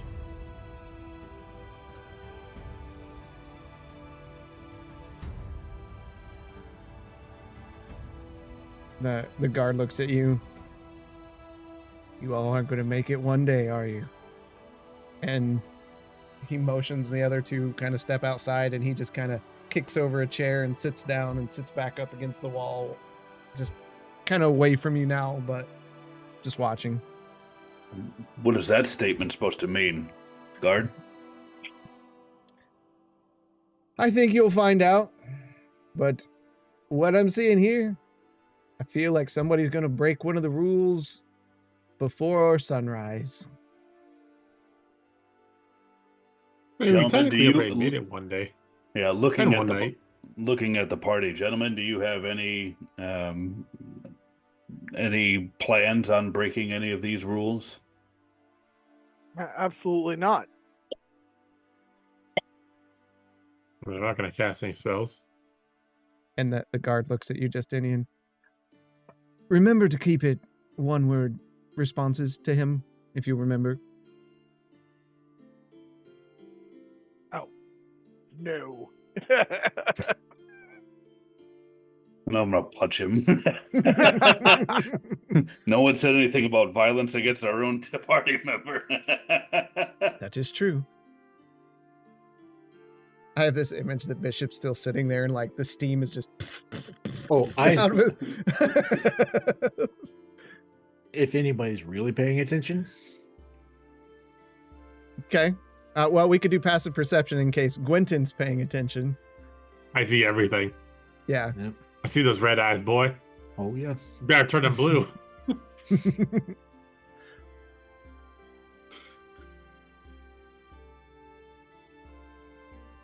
Look, Bishop, everything okay? I think you told me one time if your eyes go red to run. I am keeping it in check. I don't understand why you are so upset. That was a meaningful, engaging, and promising conversation. We I'm are glad getting you to. believe that, Justinian. I mean, I don't Are even we or are we not getting an audience with the book? I I- mean that. don't believe the book that Martian is going to see is going to be the book that I saw when I was there. If we're just being truthful about everything. Well, excellent. You can give Marsland any details that he should look out for on that book. I mean, cough, cough. I remember what I saw. Cough, hint.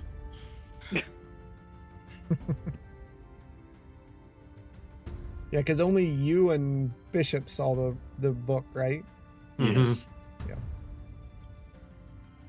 But Marsland has handled every other Shadowspark Chronicle. That we have, yeah. Right. No, So- he technically has not.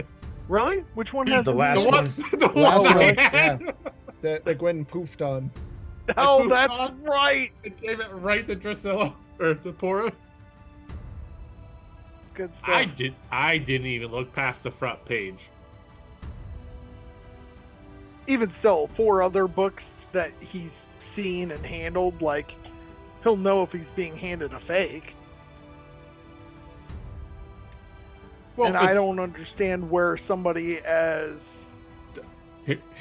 sure of himself as what's his official title, Annex? Since Bishop was not High priest. High Priest priest. Moore. Archpriest. No, Archpriest. Archpriest. Archpriest Moore. Moore. Somebody as sure of himself as Archpriest Moore surely would not hand off a fake. You mean the Because- guy who came into town and told us that we kidnapped him, we did all these things, and we're worshiping the evil gods?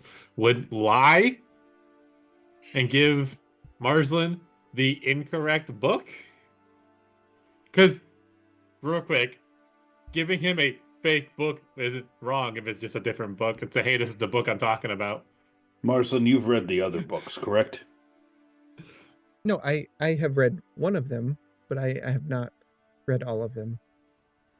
So the only one you actually read was the one you got Aaron from. Yeah, that is the only one.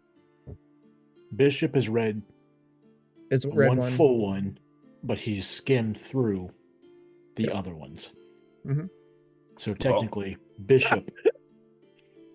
Go ahead, Bishop. I'm sorry. No, I'm just saying. No, the wizard. Out of all of us, Bishop is the Right. one that has more experience with these books than anybody else. But it's not in his wheelhouse. I know. It's just funny to me that the wizard that got mad at Bishop for punching a mimic book to death didn't actually bother to read any of the Shadowspark Chronicles except for one. And they've been on me for a long time. Right. Never even asked. Right. He has Insane. morals. So, Marsland, Bishop, what I'd recommend, since we have several hours cooped up here at the in the inn, spend some time going over what you've learned about the books that you know. And Marsland, this should give you a fairly good understanding as to what to expect from the book that will be presented tomorrow. I mean, it'd be easier if I could see the book and just cast locate object on the book that I saw and see if the book that he put in front of me is the right book or not. But that's besides the point. We'll play by the rules for as much as can. We can. Yes. We have to. Yep. Hear that, guard? Yep. Sure do. Still sounds like you're going to steal something. Break a rule by sunrise. Break a rule by sunrise.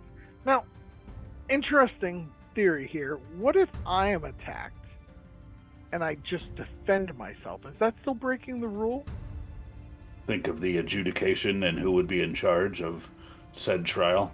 Well, no, but I mean, this is our guard. He's in front of us. If someone were to come up to me that was not a town guard with a sword and attack me, would me defending myself be breaking the rules? We would take care of that in the case that your physical body would be in danger from a unhappy citizen.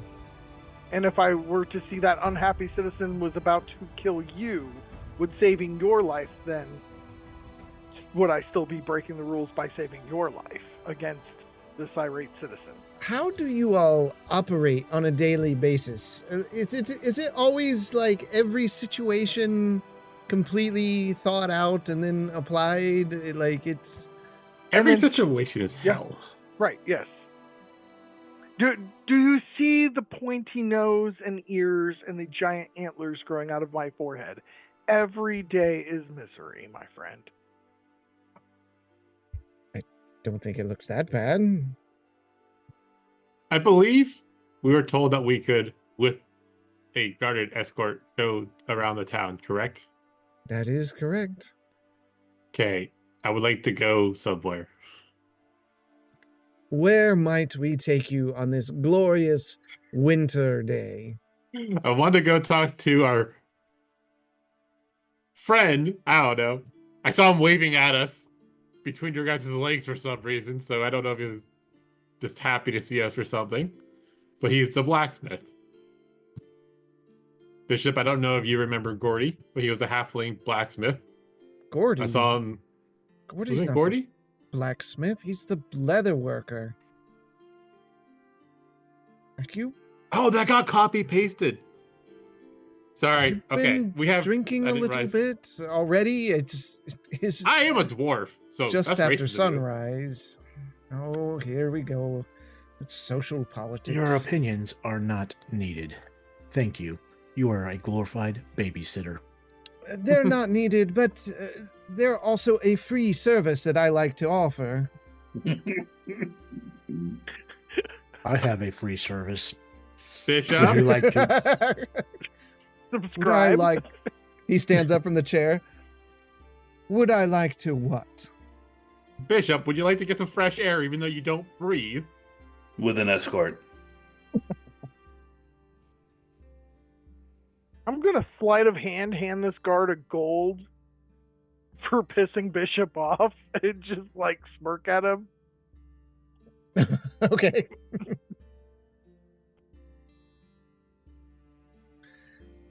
Where can we take you on this, again, glorious cold morning?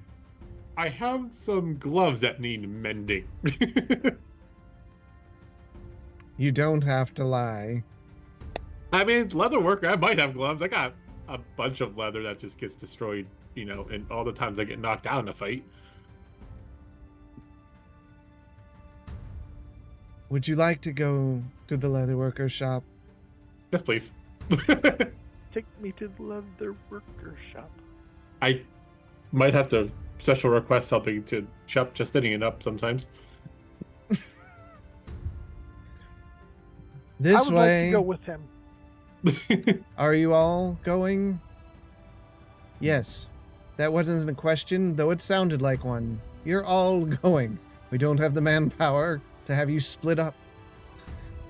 We have 3 guards. You said 2 in the front, 1 in the back. There's at least 3 groups we could do from this.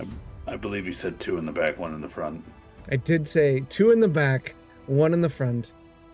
And then you. So there's 4. Shaka. So you can each take 1. All together now. 1 step forward, 1 foot in front of the other. I'm ready when you are. I am ready. You too, Metal Man. I'm not saying shit. Are you moving though? I'm staying with the group. Okay. So as he leads you out,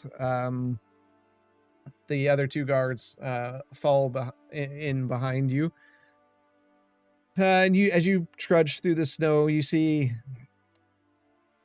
people. They are looking at you. You get a few gestures, just like the day before. Is the snow melting underneath Bishop's feet? There's some like landing on him, and it just instantly just turns to water and runs down in the casing, and then. Are your eyes still red, by the way? I'm managing. Okay. Goose fraba. Goose, blah, blah. Kumbaya. And he leads you to the doorway. You 2 stand out here. I'm going to stand in the back. And they let you go inside. Okay, we'll head on in then. See what good old Gordy's up to. You see, I mean, immediately you can smell the smell of tanned fur. There's some being stretched out across the way. Oh, you came back. It's good to see you. Well, I mean, you made a scene back there in the tavern. I heard you were in town. I thought I'd stop by and give you a wave.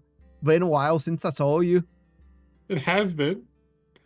How's things been going for you since everything happened since the last time we were here? Oh boy, not so good. Can't say it's real great around here anymore. You got those pokey pokes out there outside the door there. They don't make things real nice. That's for sure.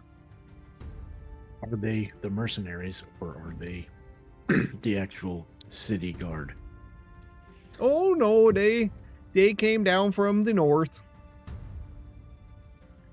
And they get paid quite well. But they keep us safe from, situations that happen.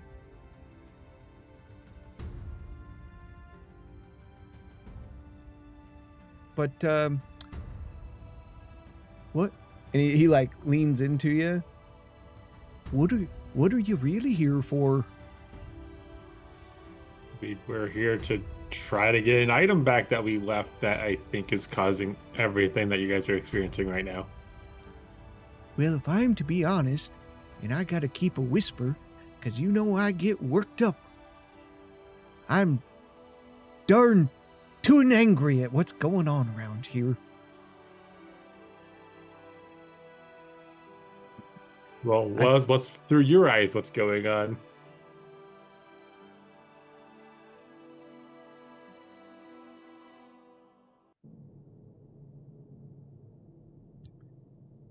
Well, let me tell you,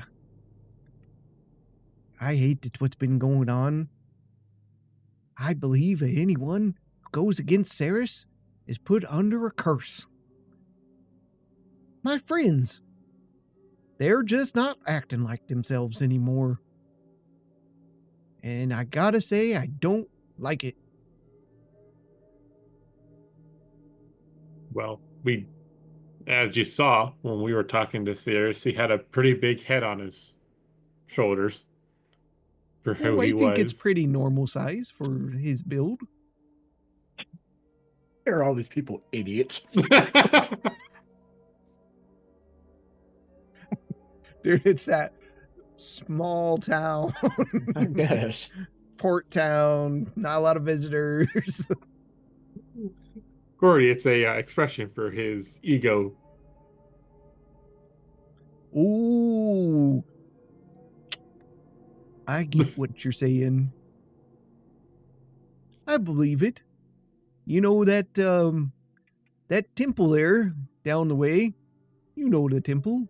It's they keep a lot of them our new town guard, keeping that place righty sweet and full of protection.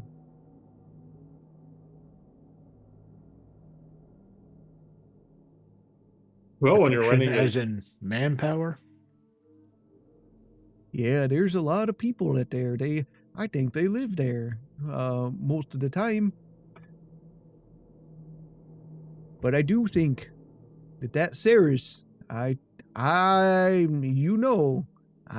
much liked him before, and I think he's up to something. I would agree that he is most likely up to something. And I can't help but feel partially responsible for things because if I would have just grabbed the item I saw last time I was here when we first were leaving with him, this wouldn't have happened. Oh, you never know. He probably would have found a way to raise an army of paladins and start hunting y'all down. I mean, I'm also the one who's cast Spare the Dying on him after Bishop killed him. So it really has all started with me. Wait, hold on, wait. So you guys or beat him Oz. up to death, then took Technically, him I back... did not. I didn't, because I didn't kill him. No, I think it was Oz. It was Oz that killed him. Right, but we, the Light Unsparkers, beat this man to death, revived him, took him back for a trial, and then he got acquitted of all charges. We saw what he was really doing. We tried to stop him. And He he started a attacked fight. us. He attacked us. And in the process, he was killed. We brought him back to life to Right. go serve justice. And obviously, justice failed us.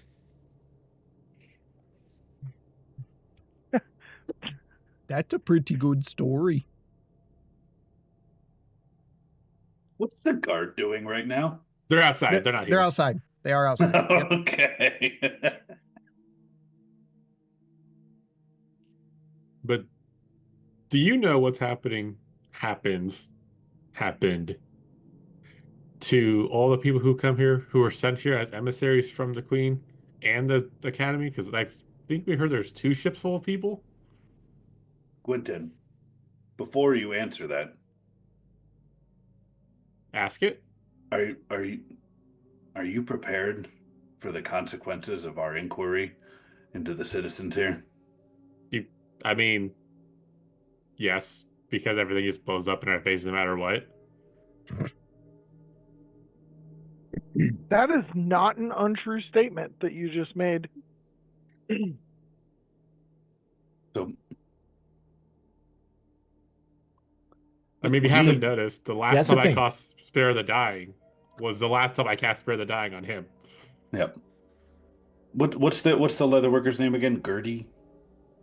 Her Gertie. name's Gordy. Gordy Gordy. Fitch. Okay. Gordy, Yes. Fitch, Yes. if you fear for your safety, you do not have to answer any of these questions. Oh, good. We cannot guarantee your safety because we are here under a diplomatic matter. And under that diplomatic matter, we can't guarantee safety at this time. So I want to be upfront with you before you answer the questions and possibly endanger yourself. And Gordy, do you have family? Of course, I have a wife and 3 kids. And them. Yes, So, I don't want to everybody- do anything to hurt them. I would like to not answer the question, please. That's fine. You do realize, Annex, that diplomacy is not working here. Well, neither is One, as the Queen did not give us the tools we needed to get the job done under diplomacy. Well, from what I just heard, you did kill him last time you saw him. I'm sorry. When you are in a crazed, mad state and attack 3 individuals, that is a consequence on you. I know I'd be awful sore if somebody tried to kill me, or did kill me, and then brought me back to possibly try to kill me again. I think it's a really bad idea, a horrible idea to try to kill Saris. I think the people themselves would probably hunt you down. I would They like should- to make it known openly that we are not trying to kill Saris. Okay. No. To anyone eavesdropping, I ain't been dropping no eaves, sir. But I will tell you, these mercenaries, or these guards, sorry, Gordy didn't use the term mercenaries. These are faithful guards protecting the best interest of Perrin's Folly. They sure do like money. That's all Gordy's going that to say has about not gone unnoticed by me. But thank you.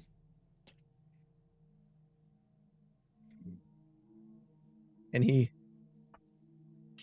starts motioning you closer to him. Of course, he's down on the floor, right? Like, it's small. we except for Gwynton, we all get on our knees. Yeah. And Gwynton all you just hear like leans over.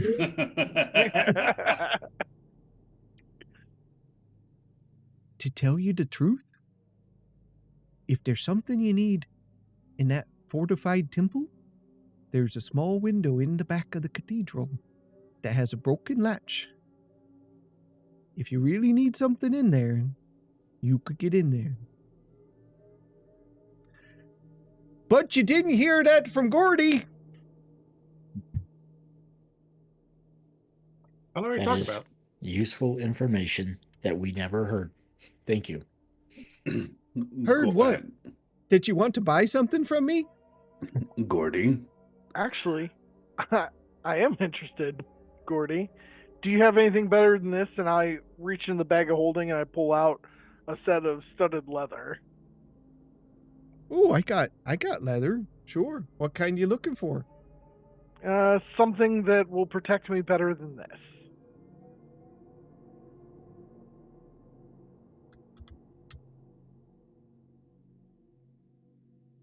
Don't you have on? I have Some on the armor mushroom fungal thing? spores. Yeah, Yeah. I have that on, but that imposes disadvantage on me in stealth. And we already have, I believe, one other party member that stealth is at disadvantage. So Looks up at Anax. It ain't me. Justinian, why don't you talk a little bit about how you came to be a guardsman yourself, and loudly, so that everybody can hear you. about how I became a guard in Smyrna. Yes, I'd like you to regale us with that tale, please. Specifically by the door. Okay, Yeah. my father was a guard. I can't hear you. Could you Mother speak was up? a guard. And I'm gonna lean over to Gordy and quietly tell him, if we manage to get to our ship, I want you to be ready and get your family, and then you can meet us on the ship. Ooh, It is your choice. that sounds like a scandal. You I need to didn't hear keep this that. to yourself. It is your choice. If you fear you are in danger and your family is in danger, you can come with us back. Do you And have how a did place that to go? live? But To I've become never a guard for really the first enjoyed time. the guard life. I'm much preferring being a sword for hire. I think that's where the real life of adventure and money is. I'm enjoying that way better than being some crummy town guard. Yeah, I would agree. Money is key to being able to take care of family and your own personal self-interest. Wouldn't you agree? That's why I wish we weren't being escorted by guards and we were being escorted by mercenaries. Like they're much better because for the right price, you know. You just hear from the outside, it's getting weird. It feels oddly personal for some reason. So, did Gordy have anything better than regular studded leather armor? Were you saying studded gives you disadvantage? No, No. his No. mushroom. Oh. The My- mushroom one he's got on. Oh, now. okay. The the s'mores one, s'mores. The s'mores one. S'mores. The s'mores one gives me disadvantage. S'mores. It's all sticky. So I'm looking for some armor better than studded leather, which I have in my bag of holding, that won't impose disadvantage on me. The best I could do is probably I got some hide armor here. But I don't think that's much better That's than a no. what you got.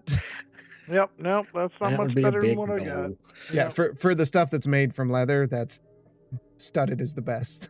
I So- didn't know if maybe he had magic hands, you know. If No, he did, no, like, there would be no reason for him to have that here. I get what you're We saying. live off the trees and the animals. I mean, Minus it's the not- trees. It's And not we like burnt down the adventures are trees. coming through here that you would want to like sell something like that because they're going to go off into the mountains and adventure and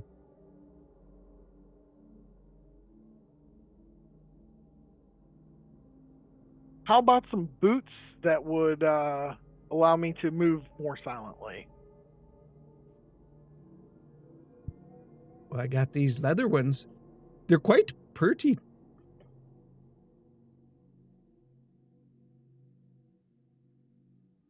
Are they actually pretty? Do they match the color of green in my cloak? However you want them to be. He's pretty handy with the dyes if you want to dye some. All right, I'll buy some boots off of him. You've been so nice to me. You could just have these for free. Gordy's happy to see you. No, I must pay you for them. Well, you don't need to. Insult the man.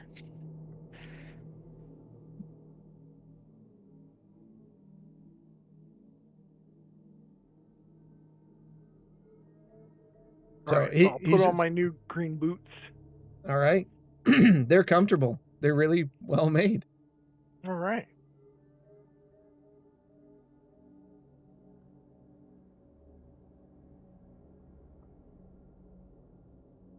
But if we're done here, we should, I guess, either if we have anywhere else to visit or to go back to the inn. I would like to go see how our boat is doing.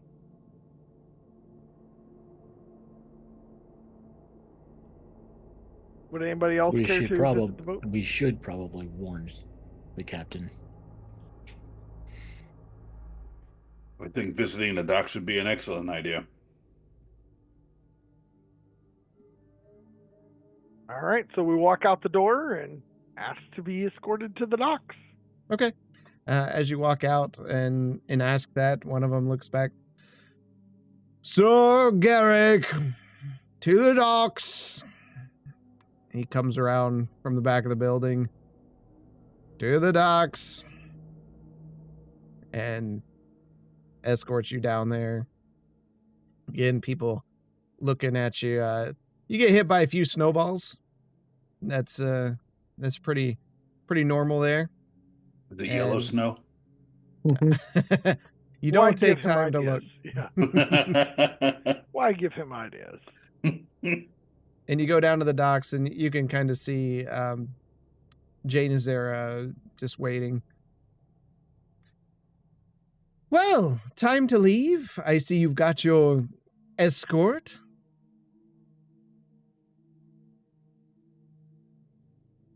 Not quite. Probably tomorrow. I look at the guards and we would like to speak to our captain privately. Thank you. You just nod at you, and they kind of move away and turn towards you. So you're not running away or anything. But they're far enough away, they're not going to hear your conversation. We want you to know that something is definitely not right here.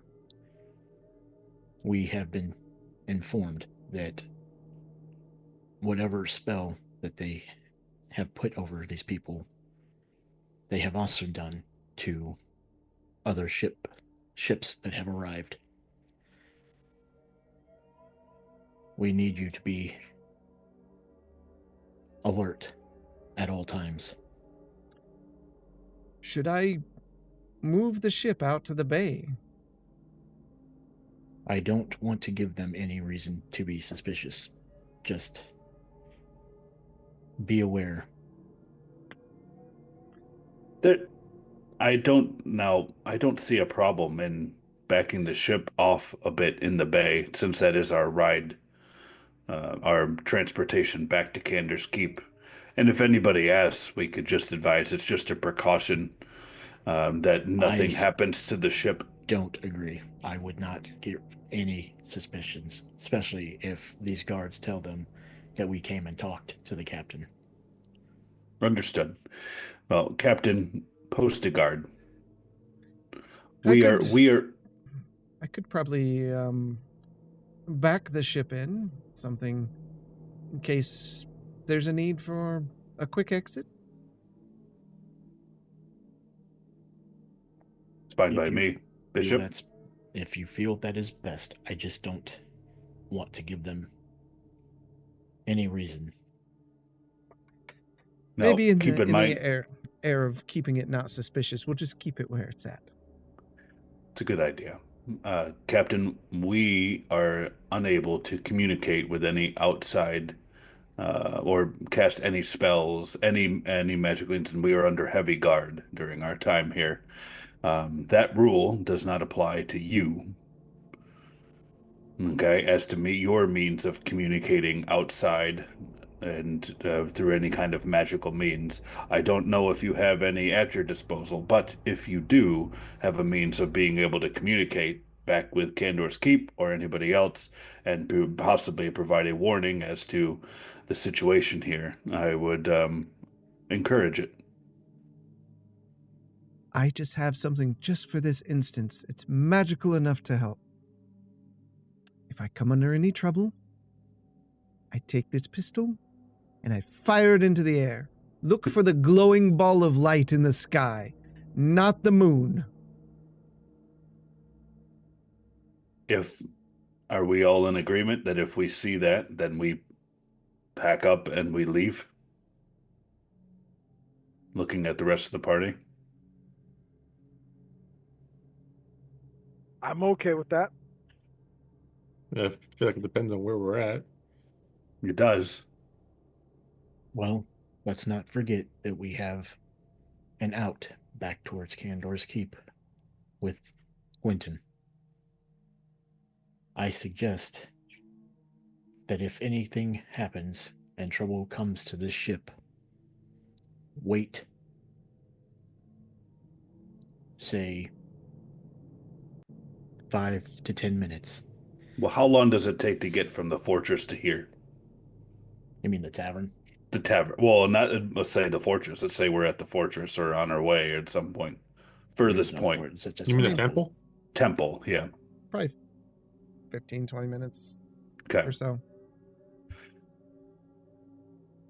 If you feel that anything is out of proportions to the point where you have to use that firearm, and we do not make it within 15 to 20 minutes, leave. As you say.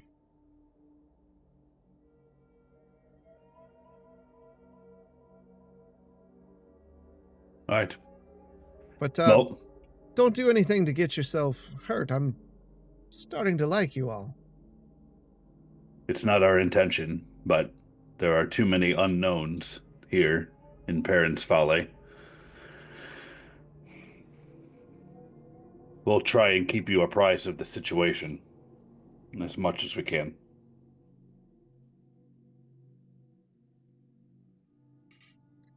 Sounds good.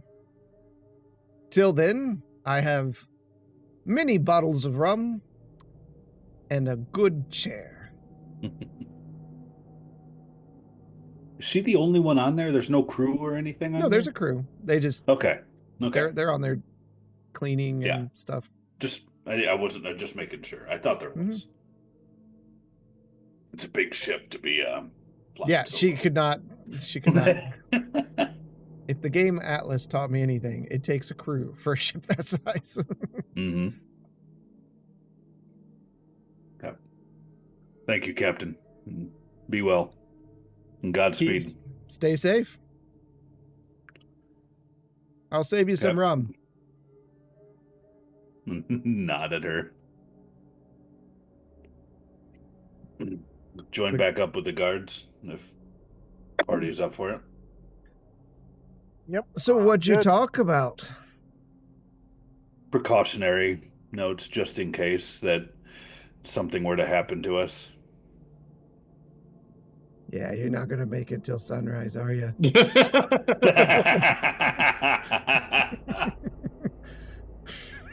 I'm betting on this, and I'm pretty sure I'm gonna be good on it. What's the over under on us casting a spell right now?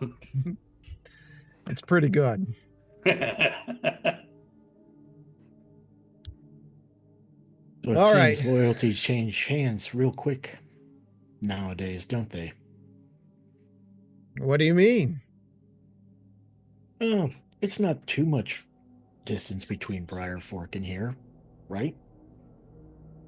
Everything seems far from Briar's Fork. Yeah, but you had quite the comfy setup there until your leader left you. Is this thing broken? I don't even know what they're talking about. Insight check. My passive's a 19. Passive insight. But okay. I'm trying to see if he's lying to me about being in Briar's Fork. Or any kind of like subtle changes with me taunting him about being abandoned there.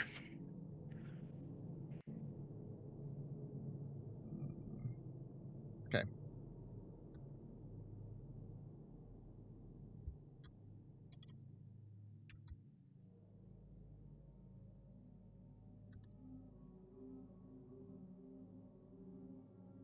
Okay.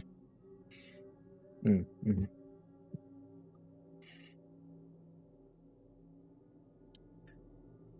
Well, I think that thing needs to recharge, and so do we. It'll be time to swap out your escort. Is there anywhere in particular you needed to go, or back to the tavern? I have nothing else to see around here. I imagine their blacksmith is about as well armed as their leather worker. Small town, So, man. Small town for level 3 adventurers. If That's really fair. we've got some time. Can you take us around to where the worst of the devastation was and the recovery process? He just stares at you. Just no. After a change of guard? There you go. Let's go.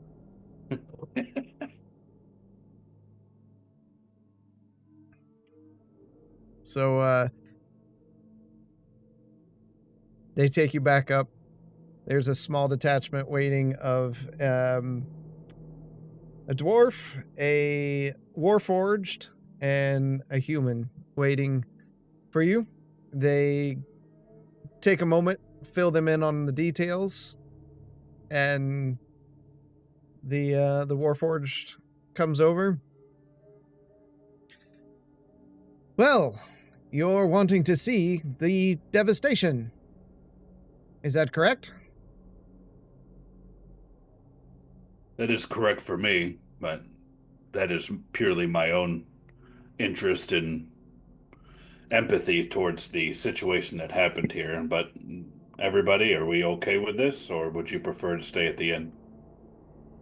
I believe we have to all travel together, so if you want to do something, we will have to do it. Right. Which is fine. Doesn't bother me any. I only wish that I could heal parts of the forest, but I've been told no magic, and I will abide. That is an excellent idea. Though, if you would like to cast something, I can't say I would be opposed myself. I think he has a vested interest. Don't take the bait, Justinian. Are you giving me permission? Don't do it. Don't It's a do trap. Name No. and rank, it. so we can communicate with your superiors.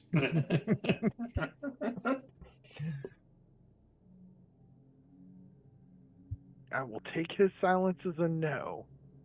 Because anytime I ask Bishop a question and he doesn't answer, it means bad things. Well, guardsmen, then we would like to see the recovery process, the restoration process, and the extent of the damage.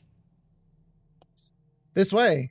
He takes you around past the temple. As you look at the temple, you can see there are several guards outside. It's not as open as it was before.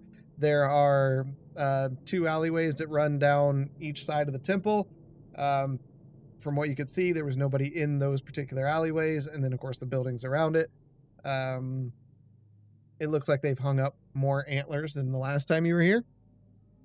As you come around the backside of the town more toward the old forest, you can see the charred husks of the old trees that have fallen and burnt. And some of those have been kind of cleaned up, others are still there. Being that it's wintertime, of course, all the leaves are off the tree, so this looks just really bad on that side. Are the trenches and stuff still there from Yeah. when we were digging? Yeah. Yeah, a lot of moved earth going on there to put out that. I am glad that was able to help. This was you, Marcelin, was it? It was. I thought, what would be a good idea to stop a fire? A giant hole. Did you use the earth to put out the fire? I just dug a hole. In a straight line. What? Alright. Did it? Okay, well, He basically made a trench at the edge of the forest. I know. I do not come anywhere close to the intelligence and wisdom of you, Marcelin, so did it work? Mostly. Between that and us forming a line with water buckets, we got it to calm down. It sounds like something from a Little Rascals episode. But thinking about it now, maybe this town should have been permanently erased. That seems harsh. Well, if you didn't know, several months ago, we had adventurers come through Perrin's Folly. On their explorations, one of them set fire to our great forest here. The forest that generates income and lumber for the town was burned. One of the great Sumalan trees, which was located deep within the forest, completely burned to the ground, destroying homes of many fairy and pixie kind. Completely obliterated, they have left these lands, and their blessings are no longer here. If you look to your right, you will see the charred markings on some of the buildings where the fire did not get completely stopped. This caused home devastation, and please walk this way. He takes you further down. Again, if we look to the right, you will see a pedestal. This is here where the adventurers were put to justice, with marks being threatened to be put on all of them to never return to Perrin's Folly. But I hear, here you are, minus one member, who was marked on their flesh. Two. I think no one else got a mark, though. Yeah, only. Yep. He got one, yeah. Yeah, Bishop literally refused to have them mark anybody but Jade. That's right. Since that day, the people of Perrin's Folly have recovered, moving more toward a fishing village rather than a logging one until the forest can be restored. Would you like to move further into town? What time of day is it?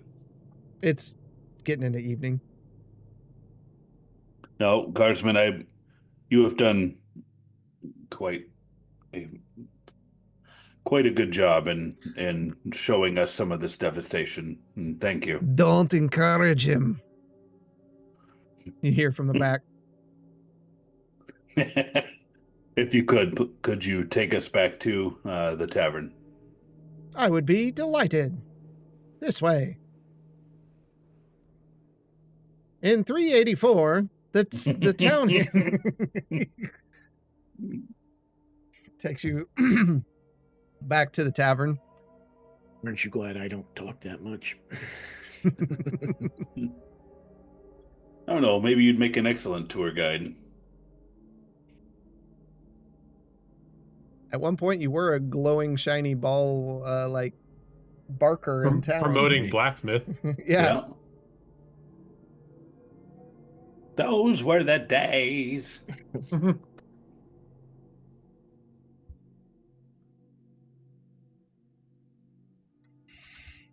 Bishop's just going to kill the entire party and go find his own. Band All right. of mercenaries. So you arrive back in the tavern. The dwarf instructs the warforged to kind of wait outside, and he's the one that goes inside. And as he goes in, he just kind of smiles at Heron and winks, and Heron brings over an ale for him, and he kicks back. Don't break the rules, or do. And takes a big old drink.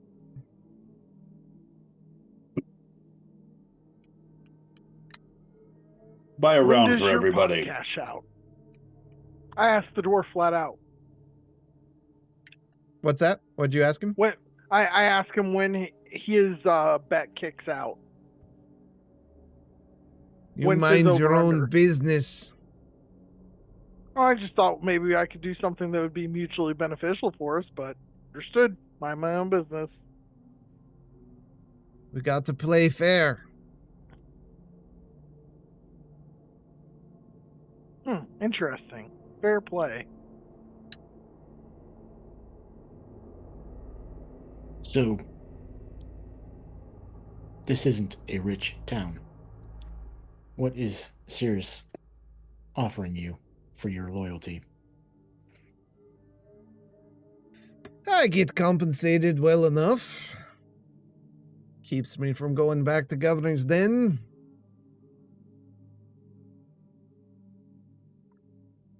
We all do. It's all completely fair. That doesn't sound very convincing.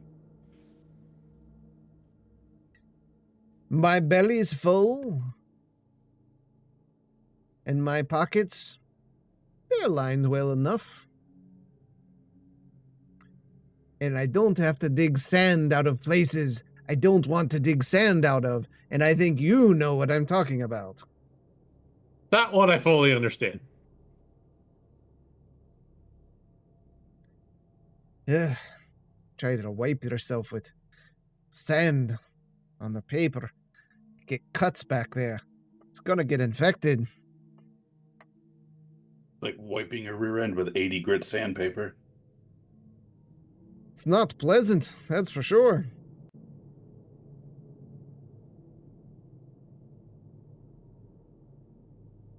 My friend here is thinking of starting a militia at Candor's Keep. What would be an offer appropriate for you and your men?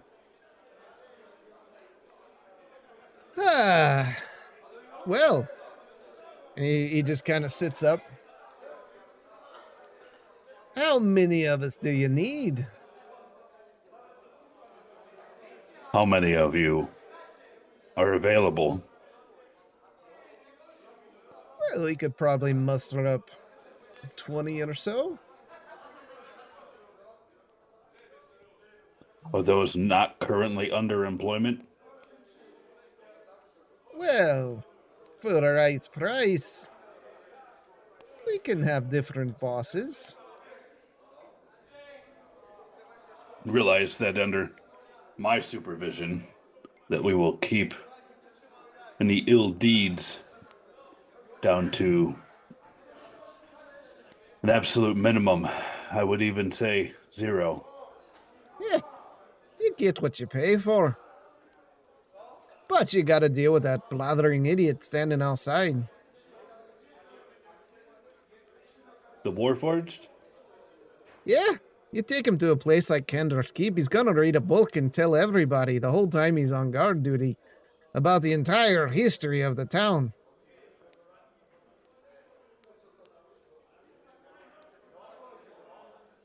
Well, I believe that we can make this worth your while. But that may be a conversation for another time. And sometime soon, but absolutely. What I'm saying is, it is hard to negotiate a deal when we don't know what the current deal is. And that's the best part for me. You take the best offer. You just offer me your best.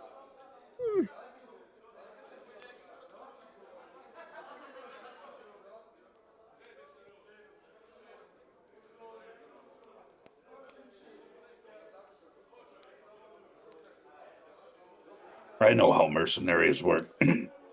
What I can do is that I can offer you a minimum salary that you will deviate out to the rest of your men.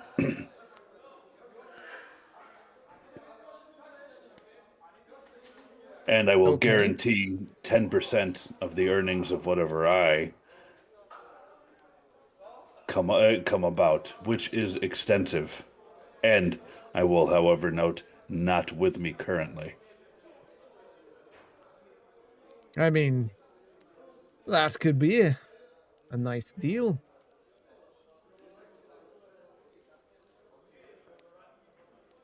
Have I ever informed you of? I told you the tales of the dragons that we have encountered in our adventures. Hold your tails. I'm not drunk enough yet. Well, tell you, we have come across many a horde of that's. Oh, I like them. H-O-A-R-D. Oh, not near as fun. And it will be well worth you and your men's time, if you consider such an offer. Think on it. Well, I am.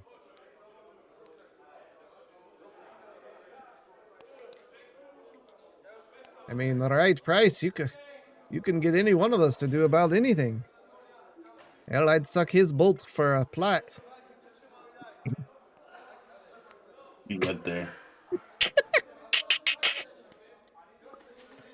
How much did we? Did he say for a plat? You Yes. didn't say for a plat. How much did we pay the 10 mercenaries in Governor's Den? Does anybody remember? Like 55 or 60. Sorry. 500 or 600 gold. So 50 to 60 plat. Yeah. That's what I gave them, so that's what I was thinking. And there was what, like 15 of them or so? There were, and then they all died. I think there was. There was like 20. It was Were 20. I want to say 20. there was 20 died. at I first. could go Yeah. back and look, but yeah. but- Yeah.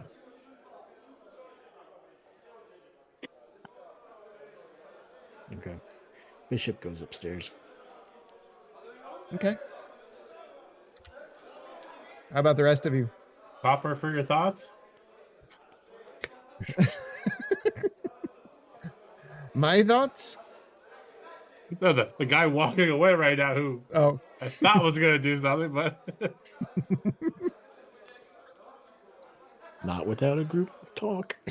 yeah, no, that's fine. I believe we might need to all have a conversation without you guys right now. well, Oh. I'm here until the night shift gets here, but if you're in for the evening, I'm good right here with a nice cold ale being brought to me from over there by a half horse. Half man. I prefer to think of my centaurs as half man, not half horse. Yeah. Depends on which end you like. Well, I'm Yeah. not the one offering to suck on bolts for platinum.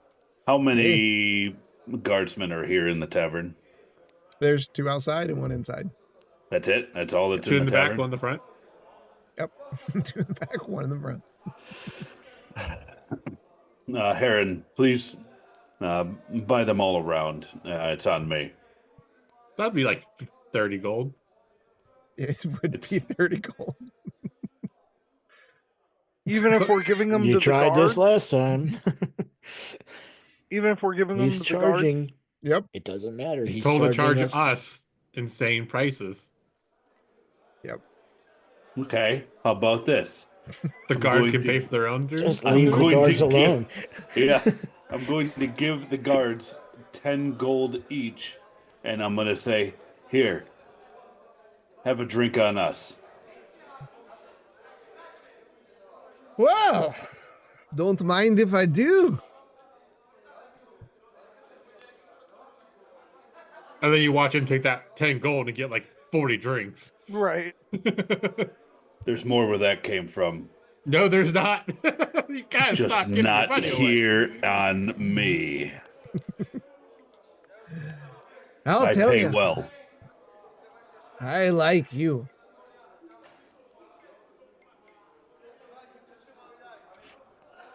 Well, I don't know you from a hole in the ground. However, if you keep yourself and your nose out of the dirt, then you'll continue to be paid, and you'll continue to be paid well under me. Quentin, you see Bishop looking down the stairs at Yeah, you. I'm trying to get their asses up there. But this guy thinks he just gives his money away for everything. All right. Well, I'm being summoned upstairs, so I will talk with you soon. Your I name, literally said we should go have a conversation. guardsman. Hold on. My name is Captain Derlin Blackshield. What was that? Something Blackshield? Darling. Darlin Black Shield. Durnan. Durnan. I was Durnan. gonna say Durnan. I didn't say Burn Darlin. patch. Darlin. Burn patch. Burn patch. Darlin Black Shield. Derinin. Durnan. Durnan. Not anymore. It's canon. Darlin. Black Darlin. Durnan Black Ship. Black Shield. Shield. Yeah. Black Come Shield on, was the one you I can't got. you can't blame me when like 3 of us are talking over each other. I know. I know. I'm really enjoying this session. Ugh. Just saying. Me too. I'm sure we'll have a conversation with you again, Captain Black Shield. I hope so. He keeps giving me money. I like money. Hint, hint.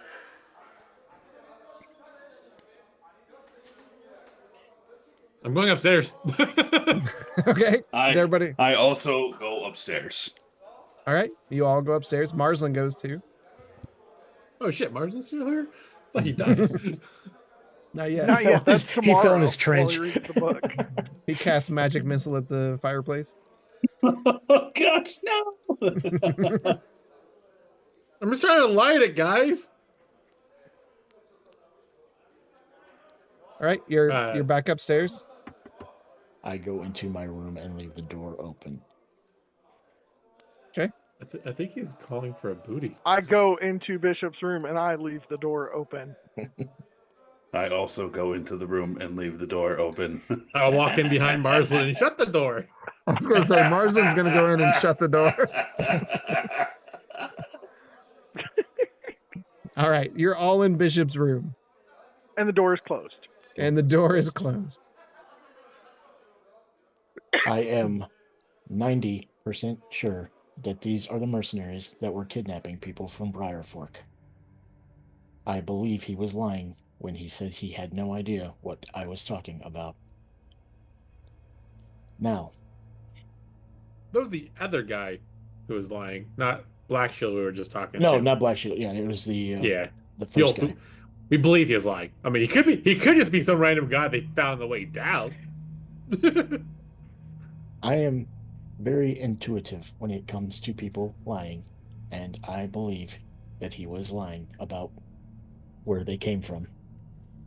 Now, saying that, it seems that the archpriest is as confident as he is because he has all of these mercenaries surrounding him.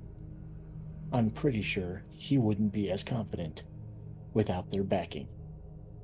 2, I was not lying about the militia. It might be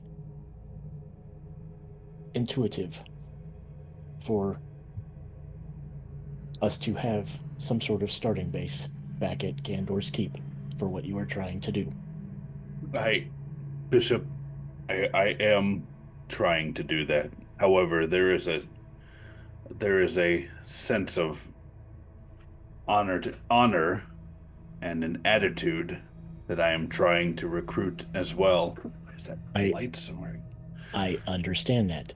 What I am doing and going for here is, if we pay for their loyalty now, does not mean that you still need them in Gandor's Keep.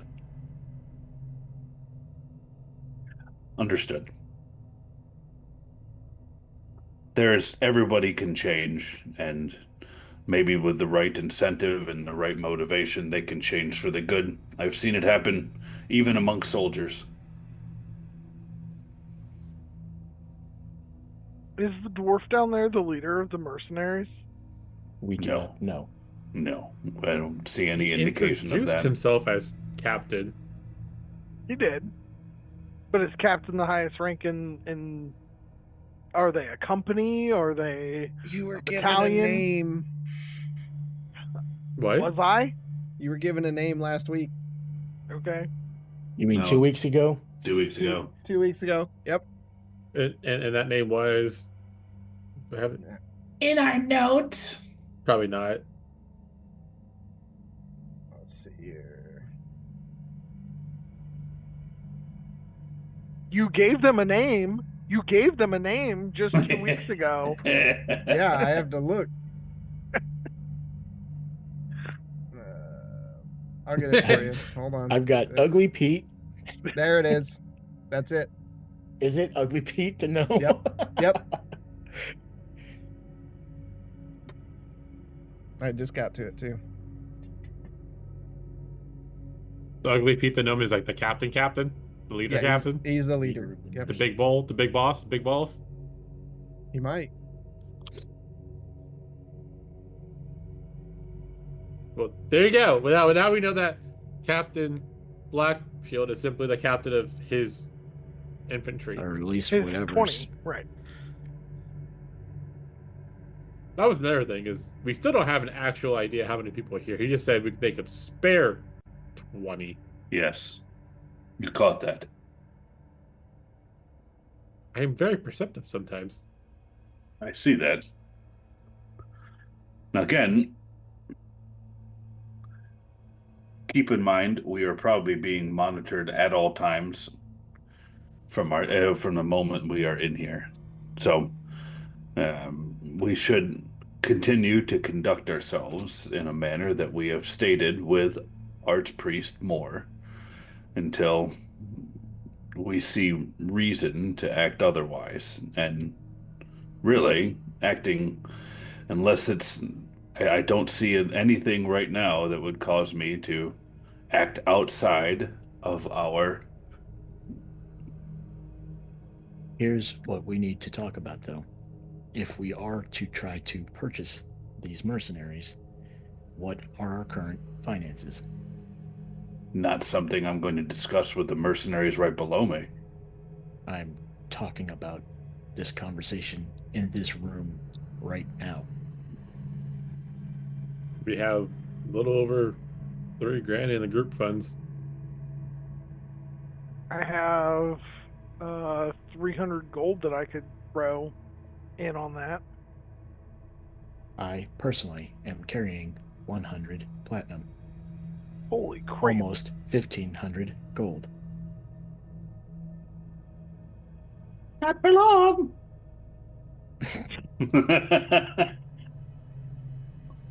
What I'm saying is we have the funds now.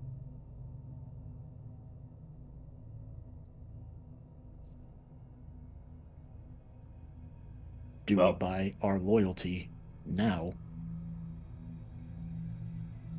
Or do we try to, well, there's not even, we have no idea if we're ever even going to meet Ugly Pete.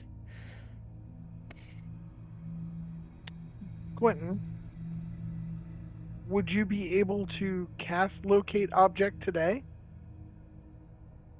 I mean, We're not if we don't want spells. to fail this you can bet, do no. that all you want, Annex, but we are in a closed room and we are all speaking. But we don't know if they have any means of knowing if we cast a spell. I am well aware of that. Very odd that that would be the one rule. No, I'm just... Okay.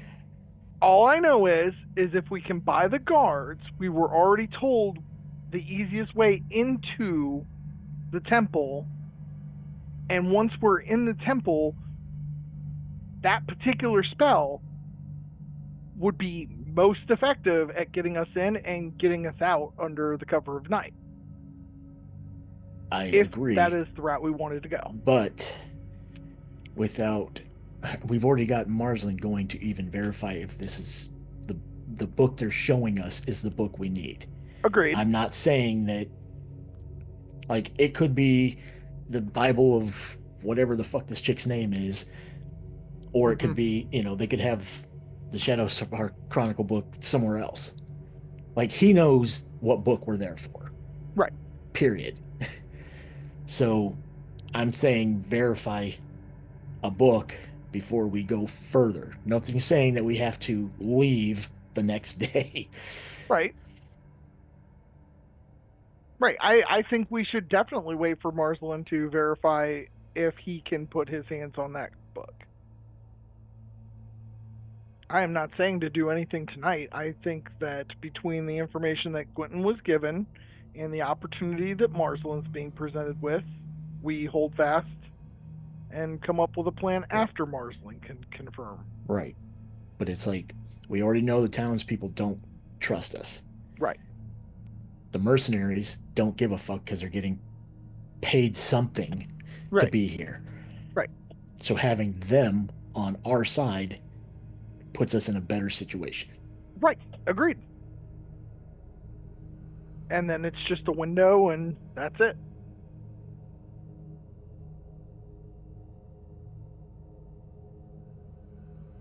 Any other input from anybody else in the group? I mean, like I was gonna say earlier, you could pay them, but they could also just take the money and still side with him. I just don't see that. He wasn't willing to tell me when he was going to win the biggest jackpot on us screwing up. The key when dealing with mercenaries is informing them that payment will come upon the completion of a transaction, and that payment will not arrive beforehand, no matter what they do, whether it be a knife in the dark, or just a failure to comply. But which is why I state pretty emphatically that the payment will come upon a return to Candor's Keep. Yeah, but a showing of good faith with at least something. Yes, agreed. So this is why I also offer the percentage as an incentive there, because the better that the better that they perform, the better that we do, this incentive is there for them to make more money. I'm just saying, as of right now, I don't see our chances being good at getting anything done without the mercenaries on our side. Agree. Yes. I mean, I don't disagree with that at all.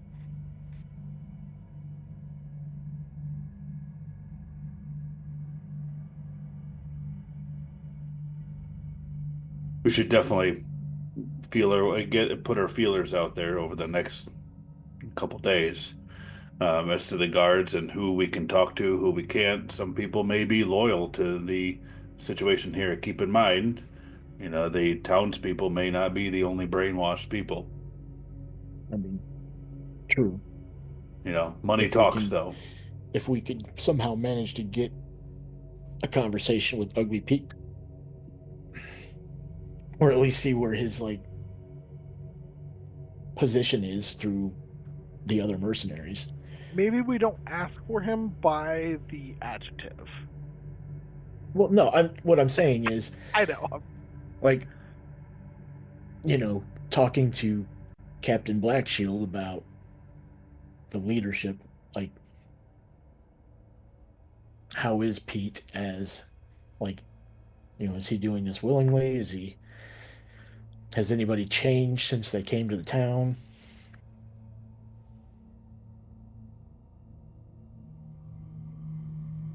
Things like that. Mm-hmm.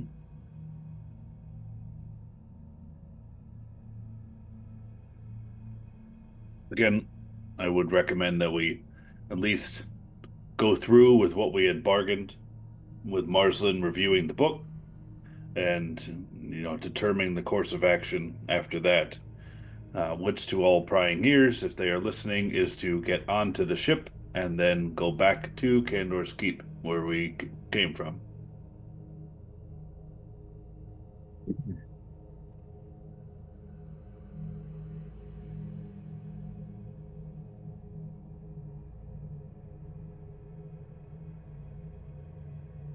So are we going to go down and offer him something to at least get information out of him? And we can, but it still comes to the argument of what's the starting offer we go with.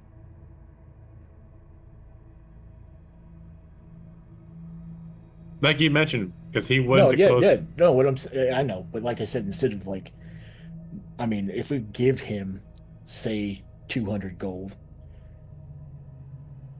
in the good faith that he will get paid more. Him and his men will get paid more if they side with us.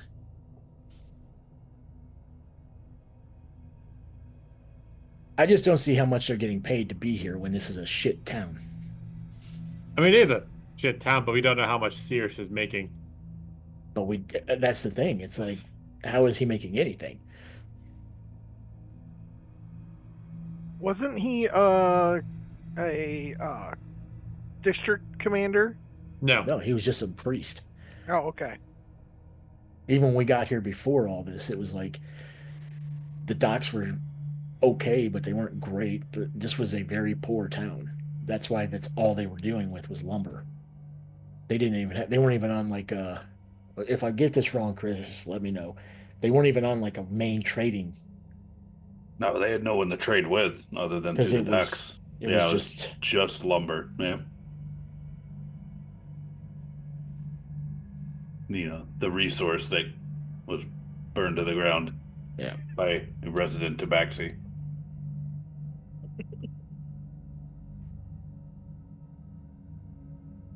But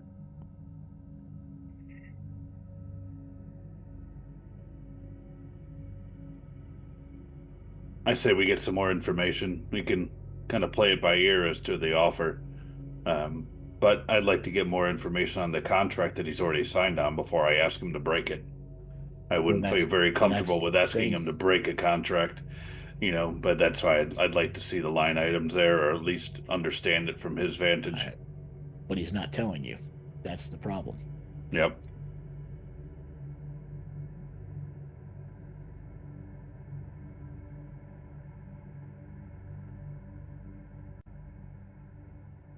So we're at a standstill.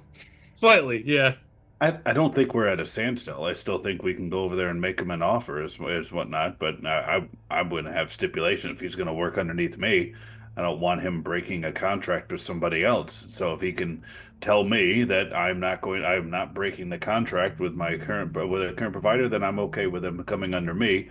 And it's just a matter of hey, they're going to pay. We're breaking the contract either way if we're going to try to get him on our side. It depends on the So your terms. moral Maybe the terms. Maybe is the hurting terms us right now. I'm just saying. I get where you're going with the militia. I understand that.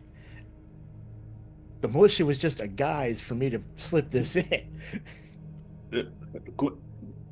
Bishop, I am not going to start a movement to restore tier A, to B, to start a holy war against whatever forces that are in evil forces that are in play here on the auspice of a broken contract.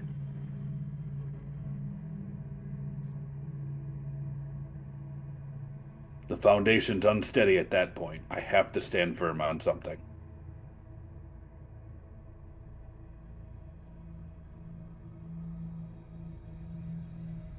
I do not have an issue lying to get what needs to be done here.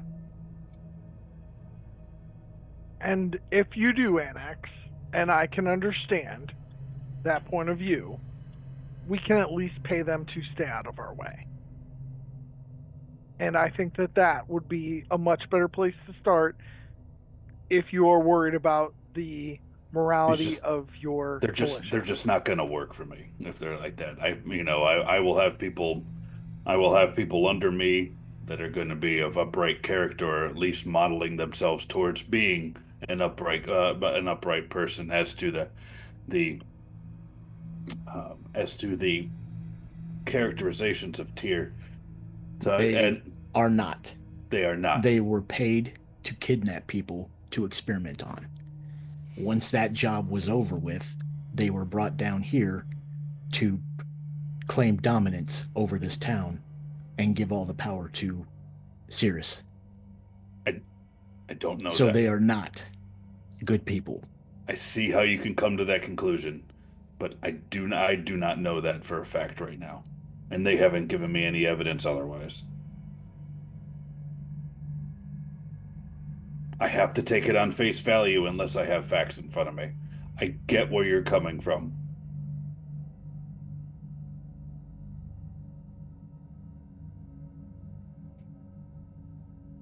So The guard that I spoke to at the docks lied to me about coming from Briarfork. He said that they came from the north. Briar's Fork is north of here.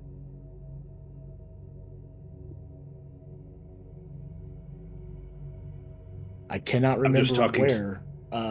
This is out of character. I don't remember where, but we did hear from somebody that the mercenaries that were at. Well, so I got my letter back from my family, and they said that the mercenaries were no longer in the forest. Also, I think Pora told us that they went looking for the mercenaries, no longer in the forest. I think it was somebody said that they had moved down to the ambassador did over in Candor's Keep informed us that the mercenaries came from Briar's Fort. DM, is that correct? What was that? There's a lot going on here. Someone's preparing to cut us off and is not paying attention to the dialogue. Okay. Information came from the ambassador as to the origin of the mercenaries. I mean, somebody told us that the mercenaries from Briar's Fort came. They've hinted that they came from the north.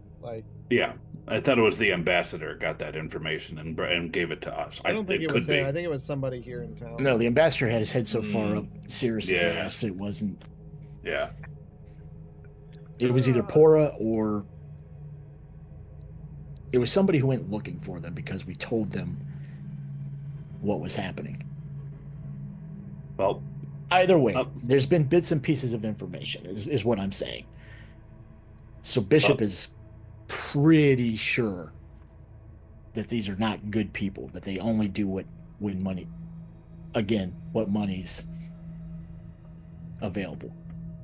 So if you don't want to throw in the whole malicious situation, I say go with Justinian if that's the case, then just stay out of our way.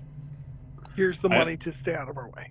And I am fine with seeing what we have already declared with Archpriest Moore to fruition as per the agreement. And that's fine. Yeah. Like I said, we can figure out if this is the book we're looking for. I completely agree. Yeah. But from there, other than full out just destroying this fucking city to get what we want, this is the only other option I'm seeing. Right. You can shake your head all you want to, Chris. I'm going off of what you've given us so far. Oh, no. There's something else, but it's fine. Okay.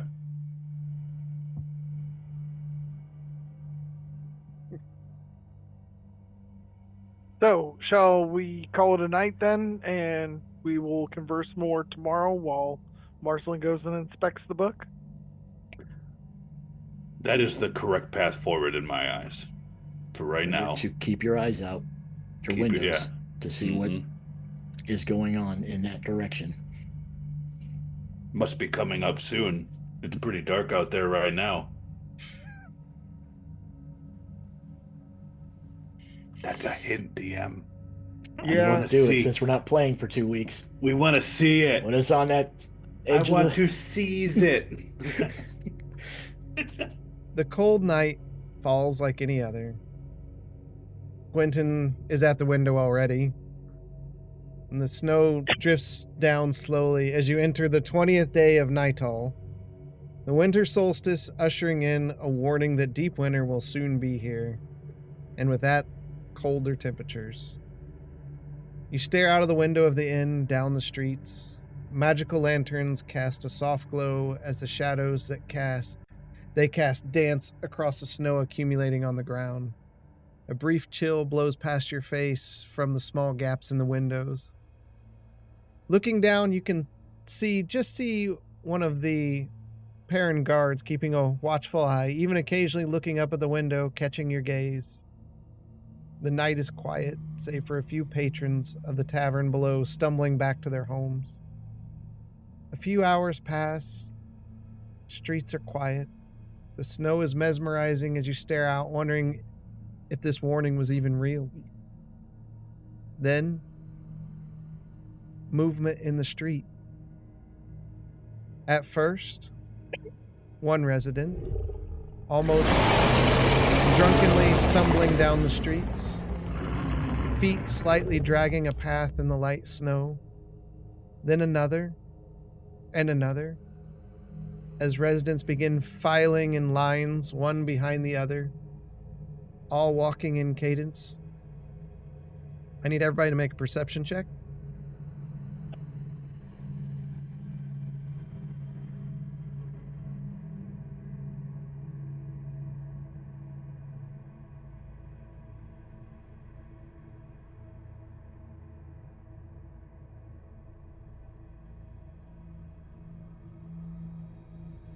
Let's see.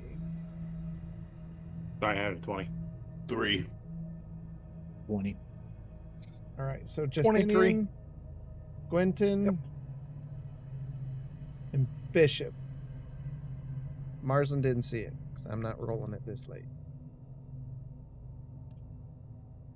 You three notice, just to the front of the foreheads, a shadow of a set of antlers lightly floating in front of their forehead.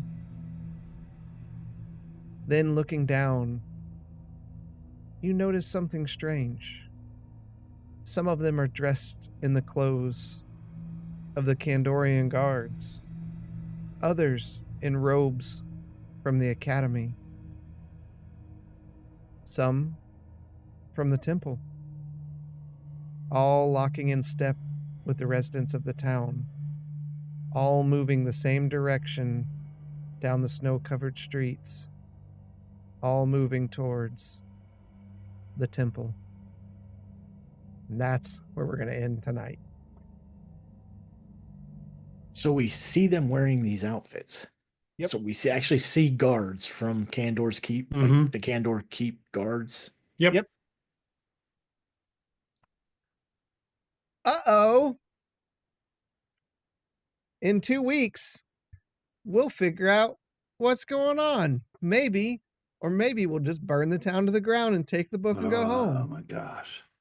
I mean, we did say a kid flipped us off. Time to burn the town down.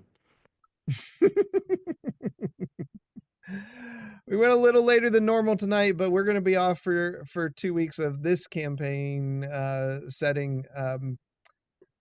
We'll be with you on Wednesday for something, but then that next Monday, I'll be out. So you'll be in Gwenton's hands for the week. And the Monday after that, we'll be here, but we won't be doing the campaign. I may or may not be here on Monday. Okay. That's fine. Just because 9-hour drive home. Yeah, right. That makes complete sense. And that's fine. And that's why we're not playing that Monday. So but yeah, appreciate everyone coming out. Got the hype train, you got a Cherry Squishy resub. So we appreciate that. And Mr. Lathis resub earlier. And yeah, so you don't want to miss what's going on in this town. We got to see Bishop bubbling over and holding everything in there. Surprise. Some pretty right. Some pretty good moments coming from tonight. I'm really enjoying this revisit to this town. Hopefully they are too. So all right, you guys got anything? I'm not enjoying this at all. You're the pacifist. Yeah. Why does Monk have to equal pacifist? No, it's his choice to be a pacifist. The problem is every situation we're getting into chips that away a little bit more. And the more of the war automaton comes back out.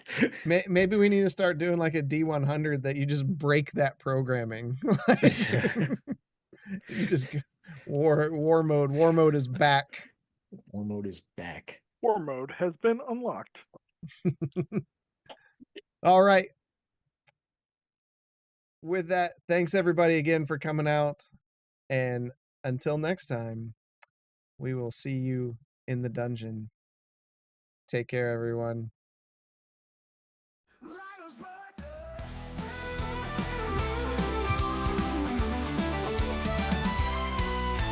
the shadows of the night, where demons haunt and fright, everyone stands afraid to fight against the evil. But there are those that stand alone against the evil and the crones. Heroes willing to go the extra mile and end the evil with maximum style. When you need heroes to go deep, when you need heroes that never sleep, light us partners. When you know all hope is gone, when you need to right what's wrong, light us partners.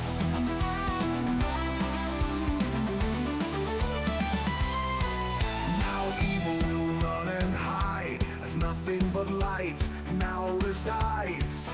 Our heroes saving all the souls, their adventures now